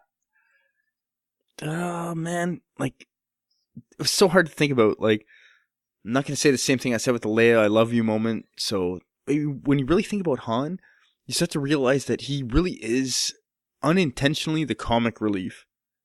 Yeah. I mean, he doesn't have a ton of heavy emotional moments, but what he does have is a ton of really awesome one-liners and zingers, right? Yeah. Who's scruffy looking? Laugh it up, fuzzball. Tons of that stuff. Like, there's so many good ones. I take orders from just one person. Me. Boring conversation. That's the best part about him. He's, like, honestly, like, part of my language, but he's such a prick. Like, he really is when you think about it. He's like, you didn't see us in the South Corridor earlier. Like, and, like, what he's talking with, even in the TFA, there were so many good lines from the TFA. Like, that's not how the Force works. And like, right Move there, ball. That might be my favorite Han Solo moment. It's so good. That is, to me, one of the funniest jokes in Star Wars. I love it. I absolutely love that one. That is very well possibly my number one. So I may have just spoiled the whole question there, but yeah. What about in TFA again when he's arguing with Chewie, like, I'm always right. And he's like, yes, I am. Like, yeah. That's so yes, good. I do. Every time. Yeah. And Move Ball, that was good. Move Ball was great. Taking off from the hangar at lightspeed. I never asked that question until after I've done it. That's terrific. Never tell me the odds. He should have learned the trick from Harrison Dula. Never tell me the odds, right? Well, yeah, that's my number one. 3,720 to 1. And then right after that, you get the crescendo in the music. And then he's doing that was very Star Trek music. You should apologize. No, I'm sorry. I mean, come on. That's exactly how it goes. I don't think it is. And like he's doing all these like loop-de-loos and like it's amazing after that. Like I don't know. The madman plunging into an asteroid field. Like, what is this lunatic doing? Yeah, hold on. Now so here's a question based on that scene, because he says they'd be crazy to follow us, and like everybody can't believe, including Chewie, who we're going to see in the Han Solo standalone. Presumably these two have been together for a while, right? So is Han going into the asteroid field? I mean, that's got to be one of his more crazy moments. So is nothing going to top that in the Han Solo movie? Kessel Run. He's like, look, in his head, he's like, look, we survived the Kessel Run. We could do this. Like, he does it pretty confidently. Like, he's just like, whatever. Like, it's the only way they're getting away in that scenario. Oh, absolutely. Yeah. There was no choice. So he's just like, get pulverized or get sucked in by tractor beam. Yeah, now or never. So he took the plunge. I love that. Another great one. Him and Kylo, where he's telling him like I'll do anything for you. That's his heaviest moment. His final moment is definitely his heaviest. And it's I love for it, man, once it's him being selfless, right? Yeah, it's amazing. He's like just even when the saber's gone through him, like the hand to the face, the caress, your favorite word, along with mysticism. Otherwise, it was a beautiful thing. Is that heavier than "I Love You, I Know," or is that heavier than, or is that more selfless than going out to save Luke on Hoth? That's my number one kind of. Your tauntaun will never reach the first Marco. Then I'll see you in hell. Like that's like as a kid, you're just like, damn, this guy's like leveling up. Like this guy's the man. Yeah, that's a good moment. But a lot of moments that you kind of have to think about that slip under the radar just a little bit. So what is your number one? Because I think you've said Never Tell Me the Odds is your number one, and See You in Hell is your number one.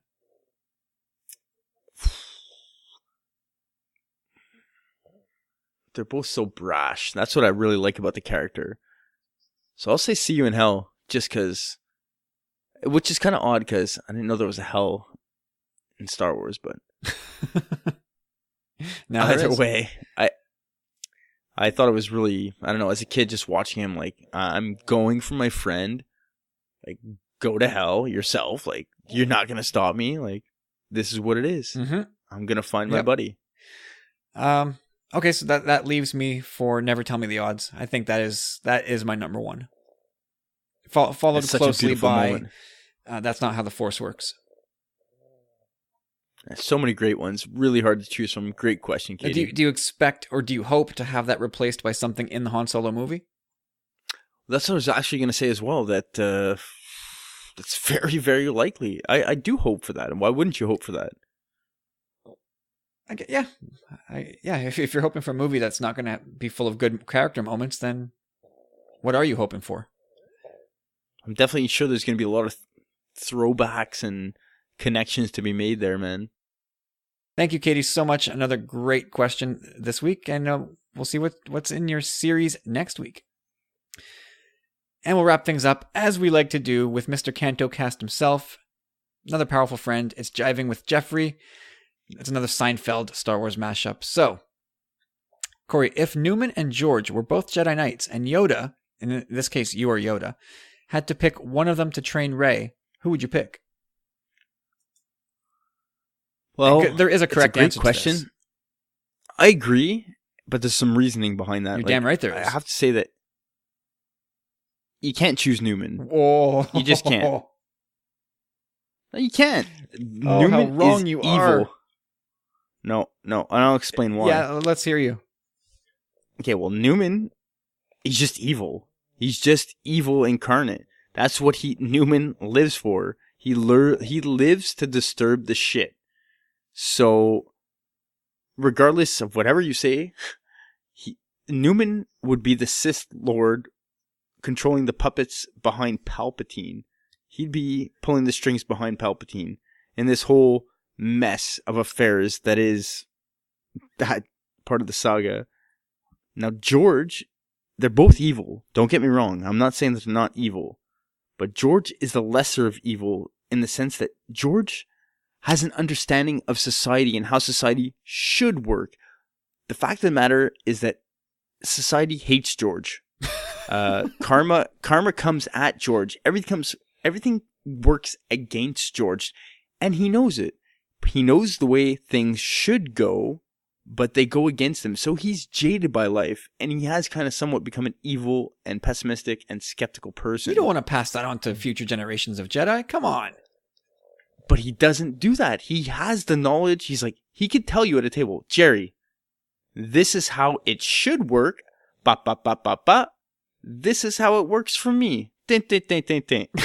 And he'd be like falling down. And he'd tell Rey, this is how you could be and you should be ba, ba, ba, ba, ba, for said reasons. But me and my lot in life, I'm din, din, din, din, din. Okay. You know what I mean? You're wrong. It's Newman. This is clear to me. Like, George is a pathological liar. All he does is lie. And he's got way too short a fuse to even make it to the rank of Jedi to begin with. So, think about this. George had a subordinate and immediately hooked up with her, then gave her a raise, which then resulted in her making more money than him. He doesn't think clearly. He's impulsive. He's selfish. And Newman is selfish too, but at least he's wise. Kramer told you he's wise. Like, he coached Kramer through the Velvet Scrunchy episode. He presided. He's inherently evil. He's evil, man. He's evil incarnate. Like, that's a point of view. Palpatine told us that, right? Come on. George isn't an evil person at heart. He's jaded by life, but he understands life. So if he can teach the way things should be, that's why he looks at Rey and he says, this is what you can be. This is what I'm not, but this is what you are. Whereas Newman's using her for his own purposes. I don't know. Like, I don't think you're right on this one. Jeffrey, we're going to need you to come in here. Yeah, Jeffrey, come on. Seriously. So, Newman presided over the case of the bike, in which Kramer proclaimed at the end, Newman, you are wise. Yeah, by splitting the bike in half. No, but that's not what... when Kramer won the bike, then he said, you were wise. And then Elaine squawked, and then he decided to cut the bike in two. But, well, look, he coached Jerry up to an 80% successful delivery rate as a substitute postal worker. Like, Newman has the chops to be a teacher. A manipulator, a puppeteer. Well, the Jedi seem to... George isn't like that. George, like I said, like, my main thing for George is that he understands society, but he also understands that it's not for him. Like, his lot in life is to suffer. But he understands it. Like, he'll say, like, this is the way things should be, but this is the way it is for me. Rey, you being so powerful, this is the way you should go about it. What was the name of the secretary that he had, or the assistant that he immediately hooked up with? Is it? I want to say Ada, but I don't know that. I don't think that's it. Oof. He also slept with the janitor. Exactly. So what do you think he's going to do with Rey? At least he's going to try to do something skeevy. You don't think all of them were skeevy? Kramer, Newman, George the least of them. At least George understood that it wasn't. No way. He demanded to sleep with Elaine for reparations.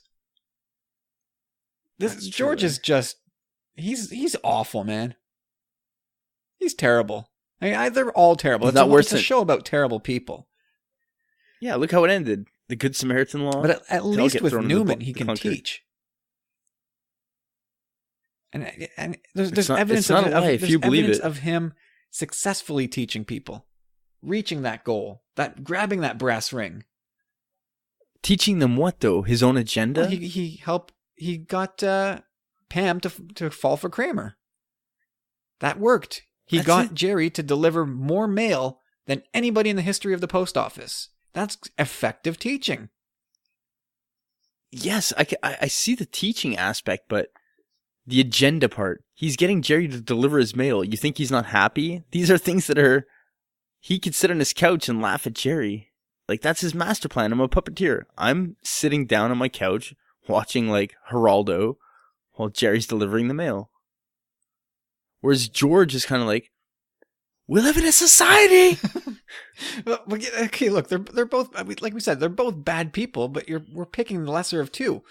And George just has no business teaching anybody anything. See, I disagree with you there. Like, I think George understands things again. It's just he knows that it's not for him, so he has to take a different approach. But when he sees someone like Ray, he can lift them up and be like, "You like this is the way it is, and this is who you are, and follow that path." Well, we're gonna need some people to weigh in here. I don't know about this. I think my argument is strong, brother. We'll let others be the judge on this one. But that's it. That brings us to the end of episode 102. Jeffrey, thank you very much, sir. That was a lot of fun. I don't know how many more Seinfeld Star Wars mashups you have, but we'll answer them as long as you have them. A lot of the time, the answer is going to be Bob Sacamano. Art Vandelay, Alfred Pennypacker. Guys, Ads, Bradley, Katie, Jeffrey, James, thank you guys. As always, the questions are awesome and super appreciated. What do we got coming this week? I don't know. It's usually a Sith Disturbers week. And you may very well get that on Powerful Friends Friday, but it could also be Steven's return. He's back from his honeymoon. He is ready. He's itching to get back into the chair and talk about Star Wars comics, so we may even do that this week. I don't know. It'll be a surprise. So in between shows, you can head over to StarWarsCommonwealth.com. And, again, I don't know many things in this world, but I do know that our friends over at the SWC are going to knock it out of the park this week. So go check out Talk Star Wars, The Nerd Room, Gen X Wing, the Rogue Squadron podcast, Skyhoppers, and San Diego Sabres Radio. They are all going to fill your earballs with podcasting Star Wars goodness. Yeah, I can't say enough, man. Honestly, like, it's consistent. It's been so much fun being a part of this, and we're all gonna start pumping out some really cool episodes soon as the holidays get closer. So stay tuned for that. You'll hear some continuity in the shows coming up soon. It's gonna be a lot of fun. Crossovers, loopholes, all that stuff. It's gonna be a lot of fun. So check out those shows. Subscribe to them all if you can, and have some fun with that. So, Corey, where can people find you on Twitter? Come on, man. Find me at Chop Rules. What's the Z? Excellent. And you'll find me at Tumbling Saber on Twitter, Facebook, and Instagram. Come say hello. And that's it for another week. A lot of fun. We'll see what's coming down this week in Star Wars. I would imagine maybe another TV spot. This seems to be the pattern. Maybe more Bresnabomb stuff. Looking forward to it, though. A lot of stuff's going to be coming around. So don't be shy. Send us in your questions. Don't be intimidated. I know the same people ask questions every week. It's not an exclusive club, so if you have stuff you want us to kick around, don't be shy. Send us an email, send us a direct message on Twitter or Facebook, and we'll get your question in the show. You can also send a voicemail. We've had an uptick in voice messages lately. James is sending them in. Bradley has converted to voice messages lately, so you can definitely take part in that as well. So that's it, everybody. Have a great week. Powerful friends, we will see you again this Friday. And for everybody else, we look forward to talking to you on Facebook and Twitter. So have a great week, and we'll talk soon. Yeah.